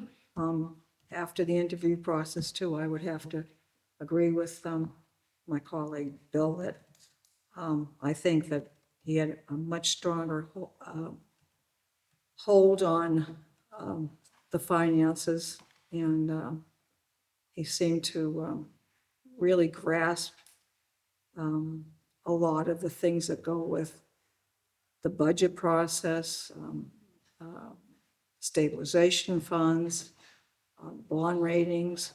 I was very impressed by, especially the mention of doing capital planning, which I think is vital for a community. And did note that when you hit bumps along the road in your finances, whether it be, and we saw it 2 years ago with health benefits at 25%, that if we hadn't been in such good financial shape to subsidize that increase, it would have been monumental. And so I think that just speaks to the fact that, as Bill said, finances are of vital importance. And I think he was just a stronger candidate as well. As much as I appreciated his, strength in that area, I would favor the other candidate, Karen Clark. I just felt her background experience was, I think, more well-rounded for what we need. She specifically had said she, had a long tenure in managing budgets in Worcester, and also recently gave an example of, managing the Millbury budget down from an overage of 1.6 million to avoid a Prop 2.5 vote. And as much as I appreciate the financial stability that we're in, I do feel like what we're doing now in terms of how our budget review process goes, the information we're getting kind of piecemeal right before the meeting, like I feel like a lot to be desired. Other things that I liked about her was, her approach to the staff in general. I think her management skills and her approach to coordinating staff in terms of operational efficiency is something that we need. And I certainly appreciated everything that she had mentioned. I also feel like her, just general connection to the community could be advantageous for us. I just feel like she is the better, more well-rounded candidate for what we need. I would hope that our vote would be unanimous for this candidate. I mean, finances are a huge concern of mine. I think she can handle it, but I feel like we also need to, she pointed out ourselves, we are in need of planning. We are, to me, kind of stuck in neutral and we're not doing any capital planning. We have an old master plan. Those are the things that I would like to see in order to move Clinton forward. And I feel like she's the candidate that can deliver that. One more oh, I'm sorry. No, go ahead. No. Just one more comment. You want to go, Sean? No. I'll go. Oh, yeah. Go with that. Well, I'm sorry. No, no. I don't, by advocating for Alex, I'm not dismissing Karen's positive qualities, and they're significant. I could see if we could hire both of them, one would offset the other's weaknesses and strengths, and they would be if we could combine them, they'd be the ideal candidate. Or you could have our current town administrator, Mike Ward, because he's got the combination of both of these candidates' attributes, positive attributes, and we wouldn't have to do anything. But that's my opinion. I understand it's not shared by the board, but I wanted to express that. Madam Chair. Yeah. Yeah, it's a very difficult decision, and there were a lot of ties. I watched her, they were both super impressive in a lot of ways, and you can't deny that Alex has more of a financial background, but I would argue that Karen's doing the job right now. And I guess it just came down to when I was breaking ties, it came down to sometimes some intangibles. And I know this is going to be we have some big shoes to fill. In a lot of ways, we're going to have to sell this to the community and to town hall, how, we have to be open to change. And I think when I pictured just a new face in this position, she just kept breaking the tie every time. And it's hard. I don't like the word unique, but Clinton has some very distinctive characteristics to it. And I think it's really hard to Google that and to understand it from just walking downtown. You see the theater, but you don't understand what it means to the community or the challenges that we're facing now. And I think I have a real appreciation for people who are from this area and have gone out into the greater world and want to come back, because I think that perspective, whether it's from working in Worcester, even if it's a different organization like the health department, I think that you gain some context there. And I think every time, like I said, I was breaking ties, I just saw examples of how she acted the way I hope the next town administrator here would act, as far as personality, enthusiasm, again, the experience. Watching her review, I watched her review today in Millbury, and they love her, to the point that I'm curious if they're going to let her go. But I hope they do, because I'd like her to be a next town administrator. Madam Chair. Yep. I agree. When looking at the resumes of both candidates and then being able to hear their professional experience, considering how the prior search for the town administrator went and the quality of candidates, this was a welcomed surprise. I think to characterize either one of them of having a quote unquote weakness, which I know that's not with intention, but I think we can't overlook that Karen Clark had been involved with the budget for the prior fiscal year, considering that the chief financial officer had left at the very beginning. So she has experience putting the budget together. She also has experience having very difficult conversations with departments in cutting over $1.5 million. Furthermore, her leadership of heading the collective bargaining negotiations without legal counsel shows the competence, and as was mentioned, that there hadn't been any legal blowback due to any mishandling of the process. So I think, coming from the city of Worcester, going into a community like Millbury, which is comparable to Clinton, I think where the town of Clinton is heading, I believe Karen Clark has seen it, she's worked within it. She shows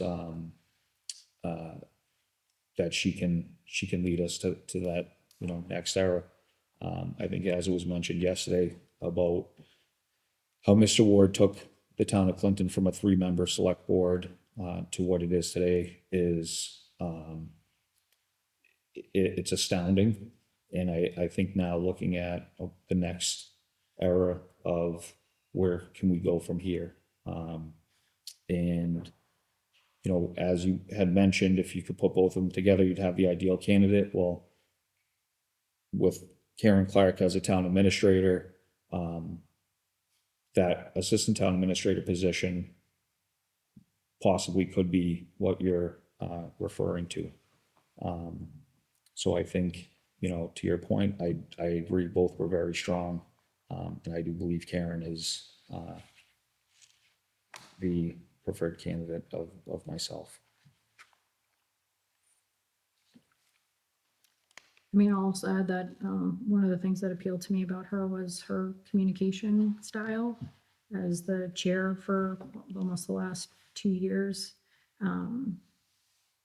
I have been kind of, I think, craving someone who's willing to kind of proactively, offer the board updates without being prompted, without being asked on a regular basis.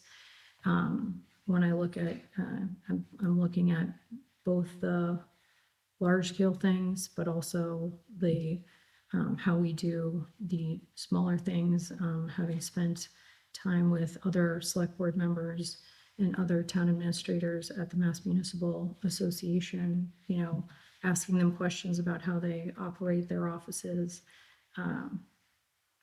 We've set a very basic schedule for this meeting that almost is never followed, and there's never any rationale for why things might be delayed. Those are, to me, like, if we can't do the little things, then how are we doing the large things? But so that was definitely, I think, something that appealed to me about her. And like I said, I think everyone's kind of articulated well, like, where they're going with this. But I think, like, to your point, Mr. Kovas, they're doing the job now, and has local ties and has the experience, and I think that we could really benefit from her being here. Madam Chairman, just seeing you took the liberty to note some of the faults that you find Michael, our administrator, now. I would just like to say that I've worked with Michael when he was a selectman, and all these years off and on. And I think, honestly, he deserves more than those types of comments. He has served many boards of selectmen, and to my knowledge, in the past, everyone has always been very happy with his performance, and I know the townspeople have much respect for Michael and the job that he's done for the town of Clinton. And I think he should be commended. And personally speaking, I would have loved to have seen his being able to retire from the town of Clinton. I think he deserved it, but certainly the majority of the board don't feel that way. But I have much, Madam Chair. I have much, listen, That's not listen, You know it's not. listen. The chairman took her liberty to say what she She felt. spoke the truth. And I'm speaking the truth. I've worked This with board that did not gentleman for decide many his years, fate. and I'm just saying I have I'm much tired respect of for this him. lie being spread It's around not a town. lie, Sean. He said he Listen, wasn't going to. I'm entitled, Sean, to You're not say entitled to your what own I facts. feel. And I am saying what I feel about that gentleman. But I think You I see- have much respect for him. Yeah, I think you're speaking Oh, speak for listen, yourself. I said, no, Julie, you spoke. You said what you saw. And I said for 2 I years didn't I've been trying to disagree get with an him. agenda on Thursday, I'm and saying I can't get it didn't done. agree with you, and I have much respect for him. And I'm entitled to say what I feel.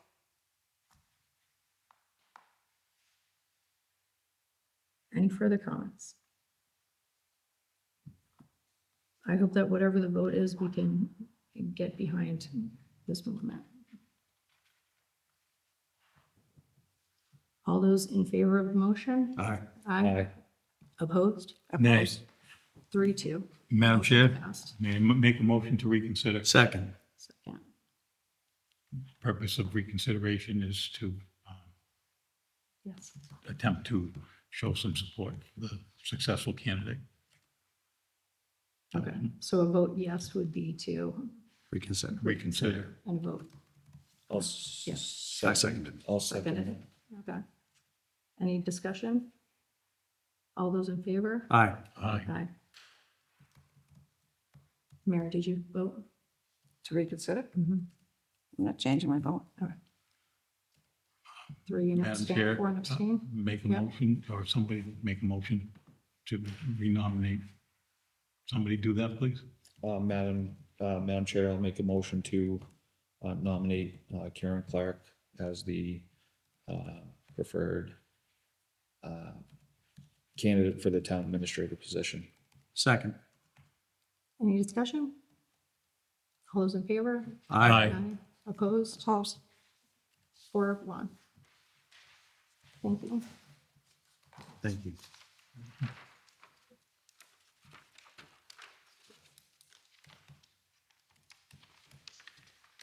All right, are there any committee reports? No, there are no community announcements.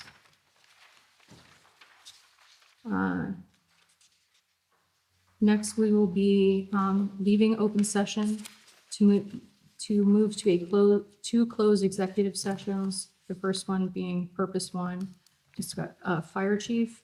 Second one is executive section, purpose two, town administrator, contract negotiation. We will not be returning to open session. I will take a roll call to move into executive session. Bill Conley, aye. Sean Kerrigan, aye. Julie Prusak. Matt Kovasai. Right, definitely. Good night.